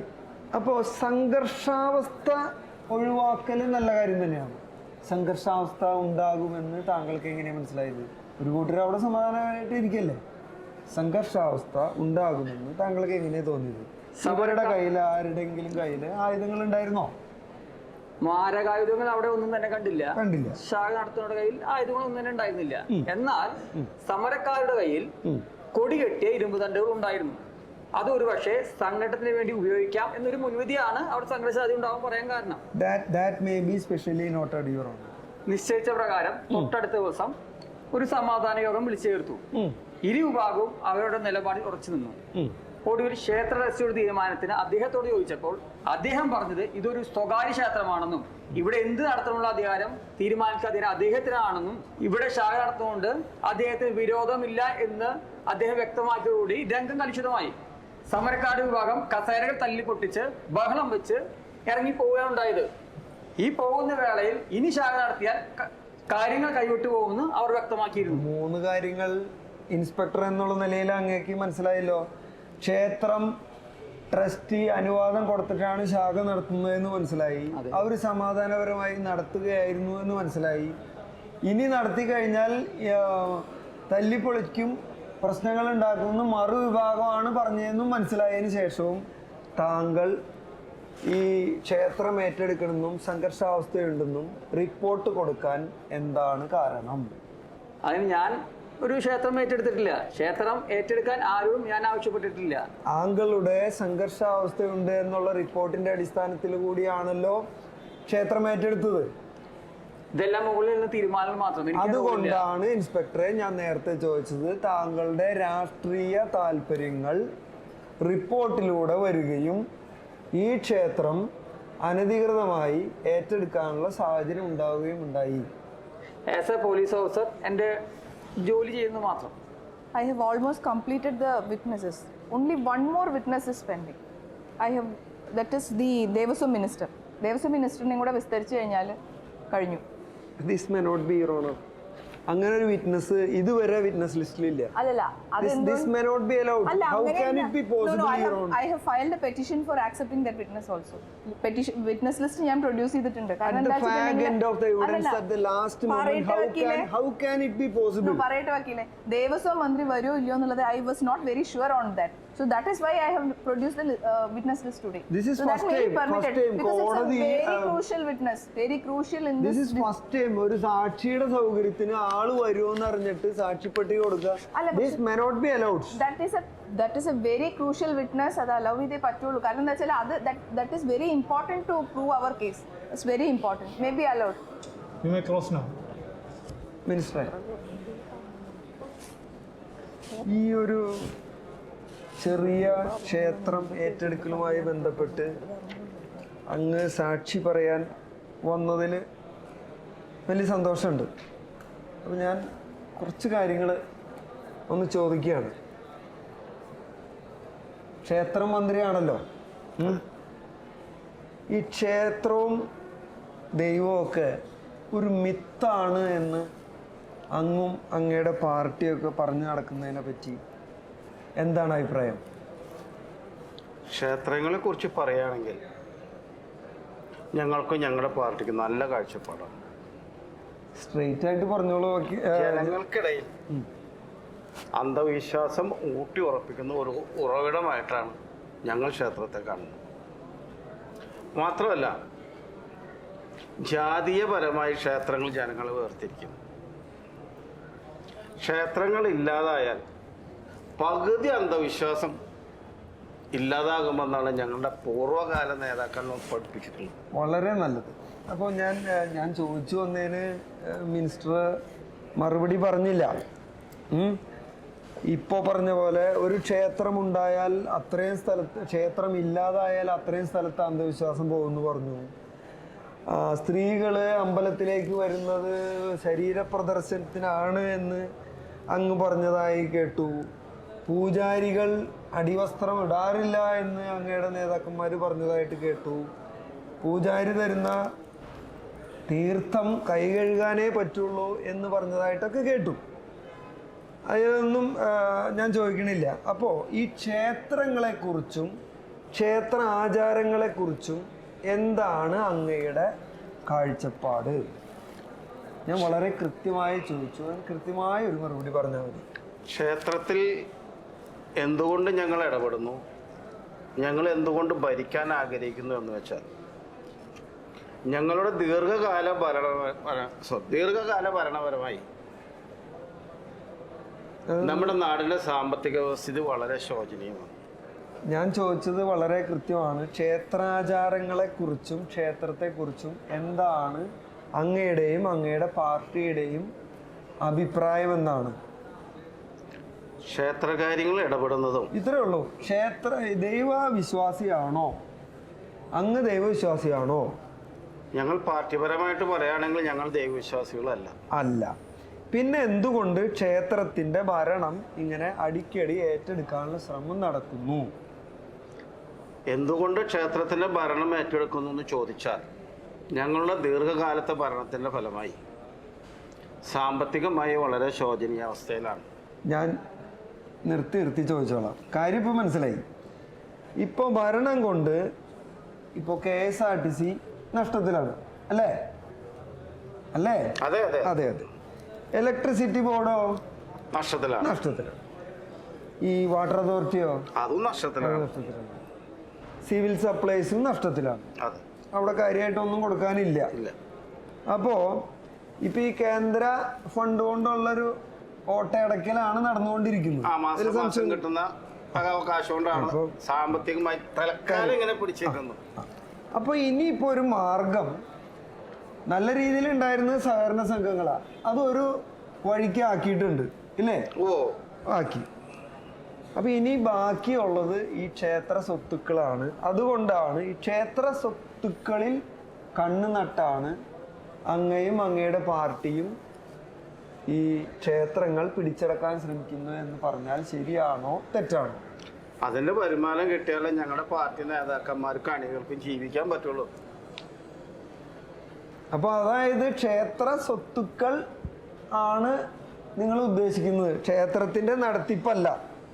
ഞങ്ങൾക്ക് ആ സ്വത്തുക്കളിൽ ഞങ്ങൾക്ക് നോട്ടുള്ളൂ. അത് കിട്ടിയാലേ ഞങ്ങൾക്ക് ജീവിക്കാൻ പറ്റുള്ളൂ. വളരെ കൃത്യമാണ് ഉത്തരം. അപ്പൊ ഈ സംഘപ്രവർത്തനങ്ങളെ അവിടെ നിരോധിക്കാൻ എന്താണ് കാരണം? അത് ഈ ക്ഷേത്രം ഏറ്റെടുക്കാനുള്ള ഒരു വളഞ്ഞ വഴിയാണോ, അതോ ഈ സംഘപ്രവർത്തനങ്ങളോടുള്ള ഭയപ്പാടാണോ? പ്രവർത്തനത്തിനോടുള്ള ഭയപ്പാടല്ല. അവരെ എങ്ങനെയെങ്കിലും നമ്മുടെ രാഷ്ട്രീയത്തിൽ നിന്ന് അകറ്റി നിർത്തണം. അവർക്കൊരു രാഷ്ട്രീയം ഉണ്ടല്ലോ, അതിൽ അകറ്റി നിർത്താൻ വേണ്ടിയാണ് ഞങ്ങൾ അതിനകത്ത് കൈയിട്ട് മാന്തി ഞങ്ങൾക്ക് തിന്ന് സൂഹിക്കാമല്ലോ. ഇപ്പോൾ തിരുവനന്തപുരത്ത് ഒരു ക്ഷേത്രമാണ്. ആ ക്ഷേത്രത്തിൽ കോടികൾ വിലമതിക്കുന്ന രത്നങ്ങളും സ്വർണ്ണാഭരണങ്ങളും ഉണ്ടെന്നാണ് പറയപ്പെടുന്നത്.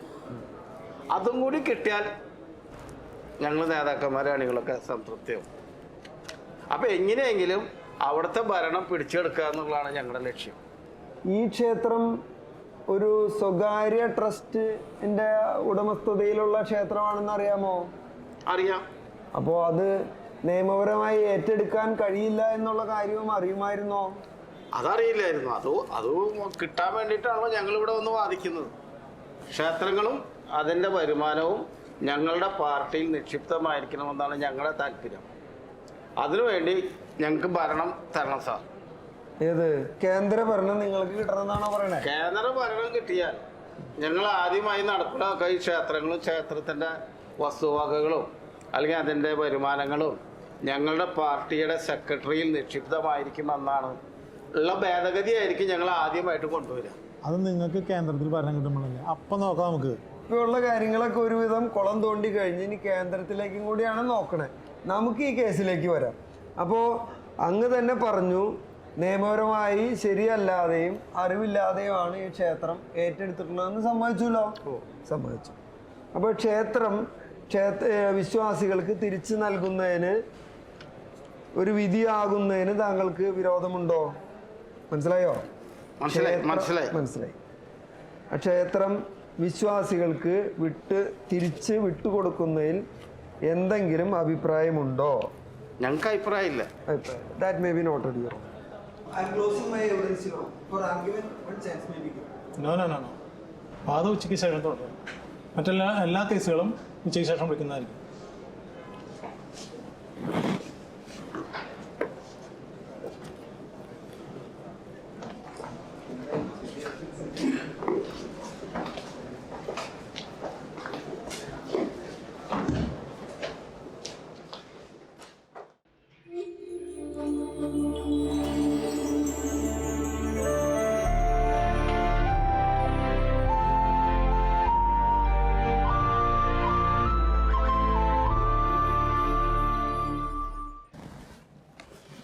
I am for plaintiff, Your Honor. തർക്കപ്പെട്ട ക്ഷേത്രം ഗവൺമെൻറ് യാതൊരു തത്വദീക്ഷയുമില്ലാതെ നിയമപരമല്ലാതെ യാതൊരു നിയമങ്ങളും പാലിക്കാതെ ആർബിട്രറിയായി ഏറ്റെടുത്തു എന്ന് മാത്രമല്ല, ദേവസ്വത്തിൻ്റെ കീഴിലാക്കുന്ന രീതിയിൽ ഒരു ഓഫീസറെയും വെച്ച് അവിടെ നടന്നുകൊണ്ടിരിക്കുന്നു വർഷങ്ങളായി. 2017 ഇത് ഏറ്റെടുത്തതിന് ശേഷം ഇന്ന് ഈ നിമിഷം വരെ അത് എന്തുകൊണ്ട് ഏറ്റെടുത്തിരിക്കുന്നു കൃത്യമായ റിപ്പോർട്ട് ഉണ്ടായിട്ടില്ല. ഈ രീതിയിലാണ് കാര്യങ്ങൾ. അപ്പോൾ ഞാനതിനെ ഒന്ന് ചുരുക്കി ഓരോ സ്റ്റേജായിട്ട് പറയാൻ ആഗ്രഹിക്കുകയാണ്. ഒന്ന്, എന്ത് കാരണം കൊണ്ട് ഈ ക്ഷേത്രത്തെ ഏറ്റെടുത്തിരിക്കുന്നു? അതിന് വ്യക്തമായ ഉത്തരം സർക്കാർ ഭാഗത്തിന് പറയാൻ കഴിഞ്ഞിട്ടില്ല. സംഘർഷാവസ്ഥ ഉണ്ടായി എന്ന് പറയുന്നു. എന്തായിരുന്നു സംഘർഷാവസ്ഥ? സംഘർഷാവസ്ഥയുടെ ശരിയായ സത്യാവസ്ഥ എന്താണ്? സർക്കാർ പറഞ്ഞിട്ടില്ല. ഒരു റിപ്പോർട്ടും ഈ ഹാജരാക്കിയിരിക്കുന്ന ഒരു റിപ്പോർട്ടിലും ശരിയായ ഈ സംഘർഷാവസ്ഥയുടെ വിശദവിവരങ്ങൾ പറഞ്ഞിട്ടില്ല. പിന്നെ ആരുടെയാണ് ഈ ക്ഷേത്രമെന്ന് ഒരു സംഭവം ഏറ്റെടുക്കുമ്പോൾ മിനിമം അതിൽ കാണിക്കണ്ടേ? ഇത് പബ്ലിക് പ്രോപ്പർട്ടി ആണോ പ്രൈവറ്റ് പ്രോപ്പർട്ടി ആണോ എന്ന് പോലും പറയാതെ ഉള്ള ഒരു ഏറ്റെടുക്കൽ. ഇതാണ് ഈ കേസിൻ്റെ ബാക്ക്ഗ്രൗണ്ടിൽ നമ്മൾ ശ്രദ്ധിക്കേണ്ടത്. ഇനി fortunately for us the evidence is come out in proper form. കറക്റ്റായിട്ട് എവിഡൻസ് വന്നു. കള്ളസാക്ഷികൾ ആരൊക്കെയാണ് കൃത്യമായി തെളിഞ്ഞു വന്നിട്ടുണ്ട്. പോലീസിൻ്റെ റിപ്പോർട്ട്, ദേവസ്വം ഓഫീസറുടെ റിപ്പോർട്ട്, ഇതെല്ലാം വളരെ കൃത്യമായി കള്ളത്തരമാണെന്ന് ഏത് നിലയ്ക്കും തിരിച്ചറിയാവുന്ന രീതിയിലുള്ള റിപ്പോർട്ട് വന്നിരിക്കുന്നു. ഒരു ഉദാഹരണത്തിന് പോലീസ് കൊടുത്തിരിക്കുന്ന റിപ്പോർട്ട് സംഘർഷാവസ്ഥയുണ്ട്, അതുകൊണ്ടാണ് റിപ്പോർട്ട്. അപ്പം മെയിൻ ഇത് ഏറ്റെടുക്കൽ തന്ത്രത്തിൻ്റെ, ഞാൻ അങ്ങനെ തന്നെ ഉപയോഗിക്കുന്നു, ഏറ്റെടുക്കൽ തന്ത്രത്തിൻ്റെ ഭാഗമായിട്ട് നടന്ന ആദ്യത്തെ ആസൂത്രണം ഈ റിപ്പോർട്ടാണ്. എന്നാൽ ആ റിപ്പോർട്ടിനേക്കാൾ മുമ്പുള്ളൊരു ആസൂത്രണം നടന്നിട്ടുണ്ട്. കൃത്യമായ ആ സമയത്ത് പാർട്ടിക്കാരനായ, പാർട്ടിക്ക് വേണ്ടി എന്തും ചെയ്യുന്ന, ഞാൻ അത് വിട്ട് കിടക്കുന്നില്ല, എങ്ങനെയാണ് അദ്ദേഹം ആ പോസ്റ്റിലെത്തിയിരിക്കുന്നത് എന്നുള്ളതൊക്കെ ആ കാലത്തെ പത്രവാർത്തകളിലൂടെ ഉണ്ടായിരുന്നു. കൃത്യമായ പിൻവാതിൽ നിയമത്തിലൂടെ എത്തിപ്പെട്ട ഗവൺമെൻറ് വക്കീൽ സമ്മതിക്കില്ലായിരിക്കും. ഞാൻ അതിന് വേണ്ട രേഖകൾ പ്രൊഡ്യൂസ് ചെയ്തിട്ടുണ്ട്. ആ ഉദ്യോഗസ്ഥനെ തന്നെ ആ സ്ഥലത്ത് പോസ്റ്റ് ചെയ്യിക്കുന്നു. അദ്ദേഹം ആ സ്ഥലത്ത് ചാർജ് എടുത്തതിന് ശേഷം കൃത്യമായ സംഘർഷാവസ്ഥ. 30 വർഷമായി ആ ക്ഷേത്രത്തിൽ നടന്നുകൊണ്ടിരിക്കുന്ന ശാഖാപ്രവർത്തനങ്ങൾ ഒരു സുപ്രഭാതത്തിൽ എതിർക്കപ്പെടുന്നു. ആരെതിർക്കുന്നു? കൃത്യമായി ഒരു വിഭാഗം ആളുകൾ മാരകായുധങ്ങളോടുകൂടി. SI എന്ത് ചെയ്താൽ സമ്മതിക്കില്ല മാരകായുധം ഉണ്ടെന്ന്. അവസാനം ക്രോസിൽ പറയേണ്ടി വന്നു. കൊടികളുമായി വന്ന ഒരു സംഘം എന്നേ റിപ്പോർട്ടിലുള്ളൂ. ഈ കൊടികൾ എല്ലാം ഇരുമ്പ് വടിയിലായിരുന്നു. അത് റിപ്പോർട്ടിലില്ല, ഫോട്ടോയിലുണ്ട്, മറ്റ് തെളിവുകളിലുണ്ട്. ആ തെളിവുകൾ ഞാൻ ബഹുമാനപ്പെട്ട കോടതിയിൽ ഹാജരാക്കിയിട്ടുണ്ട്. അങ്ങനെ കൃത്യമായ മാരകായുധങ്ങളോടുകൂടി കൃത്യമായ പ്ലാനിങ്ങോടുകൂടി സമാധാനപരമായി പ്രവർത്തിച്ചു കൊണ്ടിരുന്ന ശാഖാപ്രവർത്തകരുടെ ഇടയിലേക്ക് കയറി വരുന്നു, ബഹളമുണ്ടാക്കുന്നു, ഭീഷണിപ്പെടുത്തുന്നു. ഉടനെ സാക്ഷി പറഞ്ഞ പോലെ ഏതോ ഒരു അനോണിമസ് കോൾ, ഏതോ ഒരു ബൂത്തിൽ നിന്ന് ആരോ വിളിച്ചു പറഞ്ഞു. ഉടനെ പോലീസ് പോയി അന്വേഷിക്കുകയല്ല ചെയ്തിരിക്കുന്നത്. ബഹുമാനപ്പെട്ട കോടതി മനസ്സിലാക്കേണ്ട ഒരു കാര്യം, ഒരു അനോണിമസ് കോൾ കിട്ടിയ ശേഷം ഉടനെ ക്യാമ്പിലേക്ക് പോലീസിനെ വിളിക്കുന്നു. 30ഓളം പോലീസ് എത്തുകയാണ്. എന്താണ് അവിടെ നിന്നിരിക്കുക? ആരെങ്കിലും വെറുതെ വിളിച്ചു പറഞ്ഞാണോ? കള്ളുകൂടിയന്മാർ വിളിച്ചു പറഞ്ഞാണോ? ഒന്നുമില്ല. അപ്പോൾ അതാണ് കൃത്യമായ പ്ലാനിങ്. പോലീസ് വരുന്നു, 30ഓളം പോലീസുമായി വരുന്നു. എന്നിട്ട് എന്തുണ്ടാവുന്നു? സമാധാനപരമായി അവിടെ ഇരുന്ന പ്രവർത്തകർക്ക് നേരെ അല്ല, അവർക്ക് സംരക്ഷണം കൊടുക്കുകയല്ല ചെയ്തത്, മറ്റൊരു പ്രശ്നം ഉണ്ടാക്കിയതുകൊണ്ട് സംഘർഷാവസ്ഥ ഉണ്ടാകുവാൻ സാധ്യതയുണ്ട് എന്ന് കണ്ട് ഉടനെ ശാഖാപ്രവർത്തനം നിർത്തി. അതവിടെ ആയിക്കോട്ടെ. ഈ ശാഖാപ്രവർത്തനം നിർത്തുന്നിടത്ത് നിന്നില്ല കാര്യങ്ങൾ. എന്തിനാണ് ക്ഷേത്രം സർക്കാരിലേക്ക് എടുത്തത്? ഇത് രണ്ടും എവിടെയാണ് ബന്ധം? സംഘർഷാവസ്ഥയുള്ളതുകൊണ്ട് ശാഖാപ്രവർത്തനങ്ങൾ നിർത്തുകയല്ല ചെയ്തത്, ക്ഷേത്രം എടുത്തു. അവിടെയാണ് അടുത്ത നാടകം. അത്യാവശ്യം വരുമാനമുള്ള ക്ഷേത്രമാണ്. അതിനേക്കാൾ ഉപരി ദേവസ്വം ഓഫീസറാണോ മന്ത്രിയാണോ പറഞ്ഞതെന്നറിയില്ല, തിരുവനന്തപുരത്തെ ഒരു ക്ഷേത്രത്തിൽ ഉള്ള സ്വത്തിനെ കുറിച്ച് അതുപോലെ തന്നെ വളരെ രഹസ്യമായി വളരെ പഴക്കമുള്ള വിഗ്രഹവും അതിനേക്കാൾ ഉപരി അവിടെ പറഞ്ഞു കേൾക്കുന്നത് ആ ക്ഷേത്രത്തിൽ മറ്റ് രീതിയിൽ വളരെ പഴക്കമുള്ള സ്വത്തോ നിധിയോ ഉണ്ടെന്നാണ്. അത് മനസ്സിലാക്കിയിട്ടാണ് ഈ പറയുന്ന ക്ഷേത്രത്തെ, അപ്പോൾ ഇതിൻ്റെ മറയിൽ ആ ക്ഷേത്രത്തെ ഏറ്റെടുക്കുന്നു, സംഘർഷാവസ്ഥയുണ്ടെന്ന് വരുത്തുന്നു, ക്ഷേത്രം ഏറ്റെടുക്കുന്നു. പിന്നെ ഉണ്ടായത് വളരെ വ്യക്തമാണ്. എനിക്ക് ഭാഗ്യവശാലും സർക്കാരിന് നിർഭാഗ്യവശാലും ആ ദേവസ്വം ഓഫീസർ വളരെ കൃത്യമായ കാര്യങ്ങളൊക്കെ പറഞ്ഞു. ഞങ്ങൾക്ക് ഇതിൽ നിന്നൊക്കെ കാര്യങ്ങൾ നടന്നു പോകണം. മന്ത്രി അതിനേക്കാൾ ഉപരി, അത് നമ്മുടെ കഷ്ടകാലമാണ്. ഈ യാതൊരു, അതായത് സാക്ഷി, സർക്കാർ വക്കീൽ അവസാനം ഇതിൽ കൂടുതൽ എനിക്ക് ഒന്നും പറയാനില്ല എന്ന് പറയേണ്ട അവസ്ഥയിലേക്ക് മന്ത്രി തെളിവ് കൊടുത്തു. വളരെ പച്ചയായ കാര്യങ്ങൾ വന്ന് പറഞ്ഞു, ഞങ്ങൾക്ക് ഇതിൽ നിന്ന് എന്തെങ്കിലും കിട്ടണം, ഞങ്ങൾക്ക് ഈ ക്ഷേത്രങ്ങൾ ഏറ്റെടുത്താലേ ഇനി അതേ മാർഗമുള്ളൂ, മറ്റെല്ലാ സ്ഥാപനങ്ങളും ഞങ്ങൾ ഭരിച്ച് നഷ്ടമായിരിക്കുന്നു, ഇനി ഇതേ ഉള്ളൂ എന്ന് പറയുമ്പോൾ കാര്യങ്ങൾ വളരെ കൃത്യമായി. ഞാൻ വീണ്ടും കേസിൻ്റെ പോയിന്റിലേക്ക് തിരിച്ചു വരികയാണ്. അതായത് കൃത്യമായ ഒരു ഗൂഢ ഉദ്ദേശത്തോടു കൂടി ഒരു പ്ലാനിംഗ് ഉണ്ടാക്കുകയും ആ പ്ലാനിങ്ങിൻ്റെ വെളിച്ചത്തിൽ ഒരു സംഘർഷാവസ്ഥ ഉണ്ടാക്കുകയും നല്ല രീതിയിൽ പ്രവർത്തിച്ചു കൊണ്ടിരിക്കുന്ന ശാഖാപ്രവർത്തനങ്ങളെ തടഞ്ഞ് അതിലൂടെ ക്ഷേത്രത്തെയും ഏറ്റെടുക്കുകയാണ് ഉണ്ടായത്. ഒരു കാര്യം കൂടി ഞാൻ അങ്ങയുടെ ശ്രദ്ധയിൽപ്പെടുത്താൻ ആഗ്രഹിക്കുന്നു. ഇതിലേതെങ്കിലും ഗവൺമെൻറ് വക്കീല് പുട്ടിന് പേരിട്ട പോലെ പറഞ്ഞുകൊണ്ടിരുന്നു സംഘർഷാവസ്ഥ, സാമൂഹികമായ പ്രത്യാഘാതങ്ങൾ, മതസ്പർദ്ധ, ഇങ്ങനെ പറഞ്ഞുകൊണ്ടിരുന്നു. ഇനിയും വാദം അതുതന്നെ ആയിരിക്കും എന്നും ഞാൻ പ്രതീക്ഷിക്കുന്നു. എവിടെയാണ് ഒരു മുസ്ലിം സമുദായം പള്ളിയുടെ ചുമതലപ്പെടുത്ത ആൾ വന്നു, പള്ളിയിലെ അച്ഛൻ വന്നു, ഇവർക്കാർക്കുമില്ലാത്ത പരാതി എങ്ങനെയാണ് സർക്കാരിന് വന്നിരിക്കുന്നത്? ഈ ക്ഷേത്രത്തിലെ ഒരു പാട്ടിനേക്കാൾ ഭജനയേക്കാൾ ഉച്ചത്തിൽ 5 നേരമോ അതിൽ കൂടുതലോ നേരം ബാങ്ക് വിളിക്കുന്ന മുസ്ലിം പള്ളിക്ക് ഇല്ലാത്ത എന്ത് പരാതിയാണ് ഈ ക്ഷേത്രത്തെക്കുറിച്ച് വന്നിരിക്കുന്നത്? ഞാൻ ഒരു മതത്തെയും കുറ്റപ്പെടുത്തി പറയുകയല്ല. ഈ മതത്തെ മാത്രം എന്തുകൊണ്ട് ടാർഗറ്റ് ചെയ്യപ്പെടുന്നു?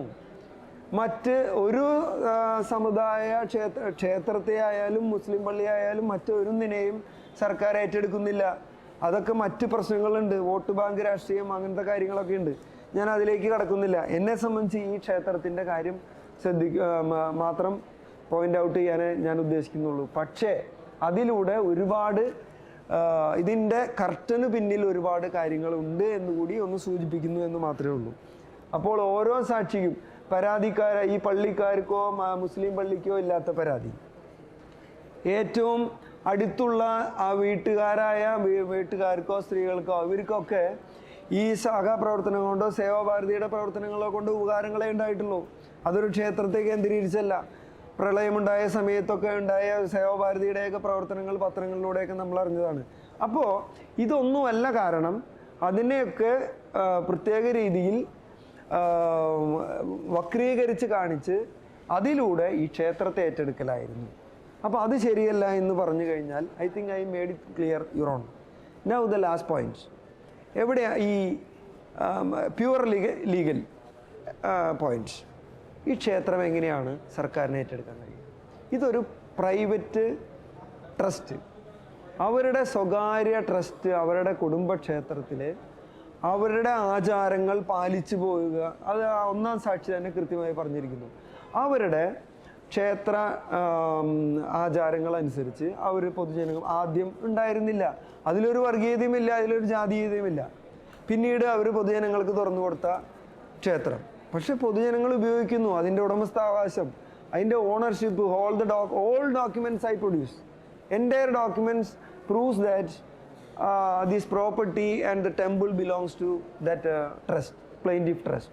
അങ്ങനെയുള്ളൊരു സ്ഥാപനം ഒരു സുപ്രഭാതത്തിൽ എടുത്തുകൊണ്ട് പോകാൻ എങ്ങനെയാണ് പറ്റുക? ഒരു പഞ്ചായത്തിൻ്റെ ഒരു വഴി എടുക്കണമെങ്കിൽ പോലും കച്ചിട്ട് വെച്ച് കൊടുക്കുകയോ സറണ്ടർ ചെയ്യുകയോ അങ്ങനെ എന്തെങ്കിലും ഇല്ലാതെ പറ്റില്ല. ഒരു നോട്ടിഫിക്കേഷനും ഇല്ല, ഒന്നുമില്ല. ഇതൊരു സുപ്രഭാതത്തിൽ ഓക്കെ ഞങ്ങൾ എടുക്കുന്നു എന്ന് പറയുന്നു, അതിലുള്ളതൊക്കെ മുഴുവൻ കൈയിട്ട് വാരി കൊണ്ടുപോകുന്നു, ഒരു നിലയാക്കുന്നു. അപ്പോൾ ലീഗലി പറയുമ്പോൾ ഇത് എൻ്റെ document is produce, all the witness proves that this property belongs to this trust, plaintiff trust, and there is no scope for nuisance, there is no nuisance, there is no evidence. ഇങ്ങനെ ഇരിക്കെ ഈ സ്ഥാപനം, ഈ trust ഏറ്റെടുത്തത് ഈ ഒരു നിയമത്തിൻ്റെ സപ്പോർട്ടുമില്ലാതെ ഈ ക്ഷേത്രം ഏറ്റെടുത്തത് യാതൊരു നിലയ്ക്കും നീതീകരിക്കാവുന്നതല്ല. അതിലൊരു സംഘർഷാവസ്ഥ ഉണ്ടായിട്ടില്ല, സംഘർഷാവസ്ഥ ഉണ്ടാക്കിയിട്ടുള്ളതാണ്. ഇനി ആ സംഘർഷാവസ്ഥയും ഈ സ്ഥലം ഏറ്റെടുക്കലുമായി യാതൊരു ബന്ധവുമില്ല. അതുകൊണ്ട് ഈ എൻ്റെ കക്ഷി ട്രസ്റ്റിൻ്റെ ഉടമസ്ഥതയിലുള്ള ക്ഷേത്രവും സ്ഥലവും ഇല്ലീഗലായി ഏറ്റെടുത്തിരിക്കുന്നത് ഇല്ലീഗലാണ് എന്ന് ഡിക്ലെയർ ചെയ്യുകയോ ഇല്ലീഗലാണെന്ന് കണ്ട് ഞങ്ങൾക്ക് തിരിച്ചു തരികയോ വേണമെന്ന് ഞാൻ താഴ്മയായി അപേക്ഷിച്ചുകൊള്ളു. That's all your honour. I am appearing for the defendant in this matter. I have countering almost all the arguments which have been already placed by the plaintiff counsel with respect to each and every single point that has been averred before this honorable court. ആദ്യം തന്നെ ഞാൻ place ചെയ്യാവുന്ന contention എന്ന് പറഞ്ഞാൽ ഇവിടെ private trust ആണ് എന്ന് എൻ്റെ ലേണഡ് ഫ്രണ്ട് പറഞ്ഞുകൊണ്ടിരിക്കുന്നുണ്ട്. There is not even a single paper that has been produced before this honorable court to prove that this is a private trust. But absolutely yes, there is a witness. ഒരു witness വന്ന് പറഞ്ഞു ഇത് എൻ്റെ private പ്രോപ്പർട്ടിയാണ്, എൻ്റെ വീടിൻ്റെ ചുറ്റുമുള്ള പ്രോപ്പർട്ടിയുടെ അകത്തു നിന്നുള്ള ഒരു പ്രോപ്പർട്ടിക്ക് അകത്ത് ഞാൻ ഒരു കൃഷ്ണശിലയോ അല്ലെങ്കിൽ ഒരു വിഗ്രഹമോ കണ്ടു. ആ വിഗ്രഹം കണ്ടതിനെ ഞാൻ അവിടെ ഒരു ടെമ്പിൾ ഉണ്ടാക്കി, ആ ടെമ്പിളിലേക്ക് ആളുകൾ തൊഴാൻ വന്നു തുടങ്ങി. അതിനകത്ത് എന്ത് സംഭവിക്കുന്നു, ബാക്കിയുള്ള ആസ്പെക്ട്സ് ഒന്നുമില്ല. ഞാൻ ആർക്കും തുറന്നു കൊടുത്തു എന്ന് പറയുന്നില്ല, പബ്ലിക്കായിട്ടുള്ള ആളുകൾക്ക് തുറന്നു കൊടുത്തു എന്ന് പറയുന്നില്ല, ഒന്നും പറയുന്നില്ല. പക്ഷേ അതിനകത്ത് ഒരു ട്രസ്റ്റ് ഉണ്ടോ, ഒരു ട്രസ്റ്റ് ഡീഡ് ഉണ്ടോ, അതെങ്ങനെയാണ് അതിൻ്റെ കൺസെപ്റ്റ് പോകുന്നത്, അതിനെപ്പറ്റിയൊക്കെ very silent. Even the witness, no documents being produced, nothing is there.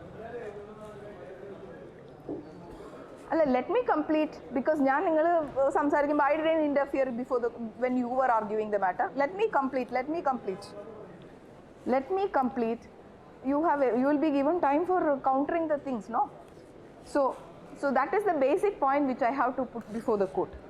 And the next one is that ഇതിനകത്ത് ഒരു അമ്പലം ഉണ്ടെന്ന്, ആ അമ്പലത്തിനകത്ത് ആളുകൾ വരികയും ആ ആളുകൾ അവിടെ നിന്ന് ശാഖാപ്രവർത്തനങ്ങൾ സ്റ്റാർട്ട് ചെയ്തു എന്നുള്ളത് ഇറ്റ്സ് എൻ അഡ്മിറ്റഡ് ഫാക്റ്റാണ്. അതായത് ശാഖാപ്രവർത്തനങ്ങൾ തുടങ്ങി എന്നുള്ളത് അഡ്മിറ്റഡ് ഫാക്റ്റാണ്.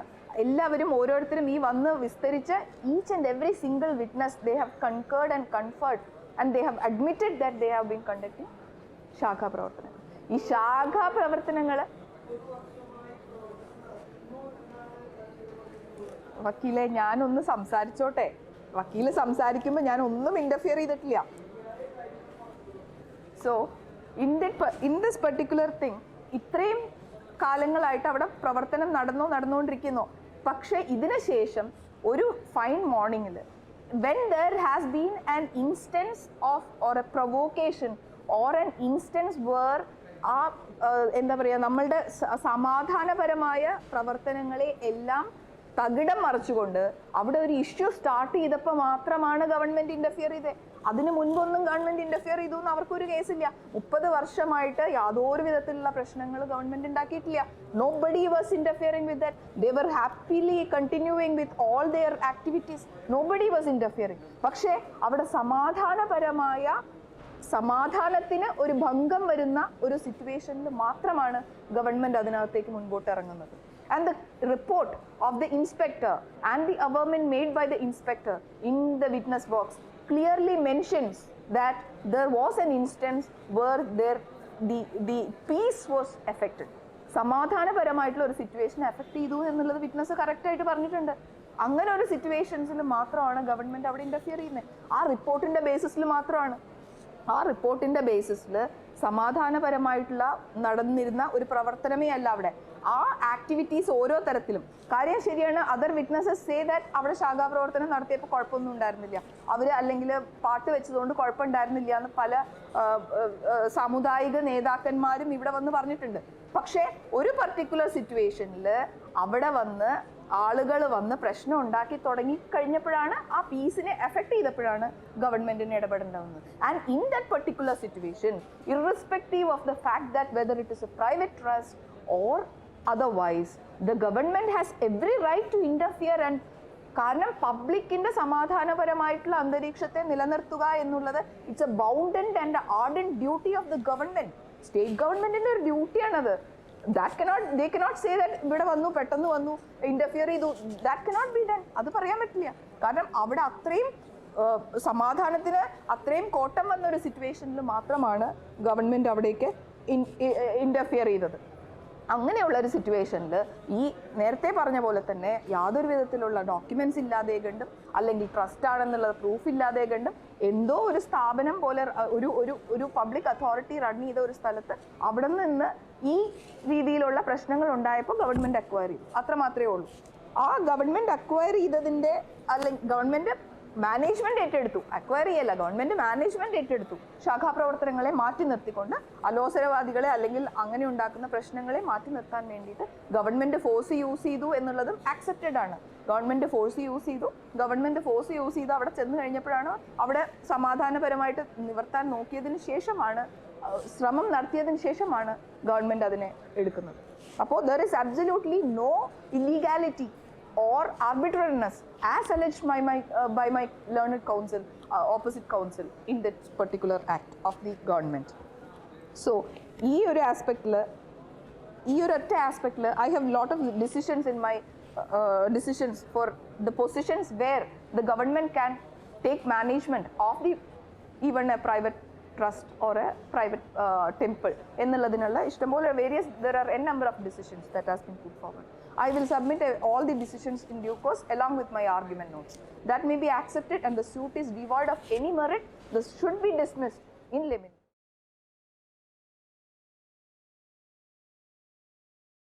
ആയതിനാൽ മേൽ സൂചിപ്പിച്ച കാരണങ്ങളാൽ തലപ്പള്ളി വനംദുർഗ ക്ഷേത്രം അടച്ചുപൂട്ടിയതും ക്ഷേത്രവും പരിസരവും സർക്കാർ ഏറ്റെടുത്തതും ക്രമപ്രകാരവും നിയമപ്രകാരവുമല്ല എന്ന് ബോധ്യപ്പെട്ടതിനാൽ ആയത് ഇതിനാൽ റദ്ദു ചെയ്തു കൊള്ളുന്നു. ക്ഷേത്രവും ക്ഷേത്രഭൂമിയും ട്രസ്റ്റിന് വിട്ടുകൊടുത്തുകൊണ്ടും സ്വകാര്യ ട്രസ്റ്റിന് കീഴിലുള്ള ക്ഷേത്രത്തിനും പരിസരത്തും പൊതുജനങ്ങൾക്ക് ശല്യമില്ലാത്ത രീതിയിൽ ശാഖാ പ്രവർത്തനങ്ങൾ നടത്തുന്നതിനും യാതൊരു തടസ്സവുമില്ലെന്ന് ഇതിനാൽ ഉത്തരവായിക്കൊള്ളുന്നു.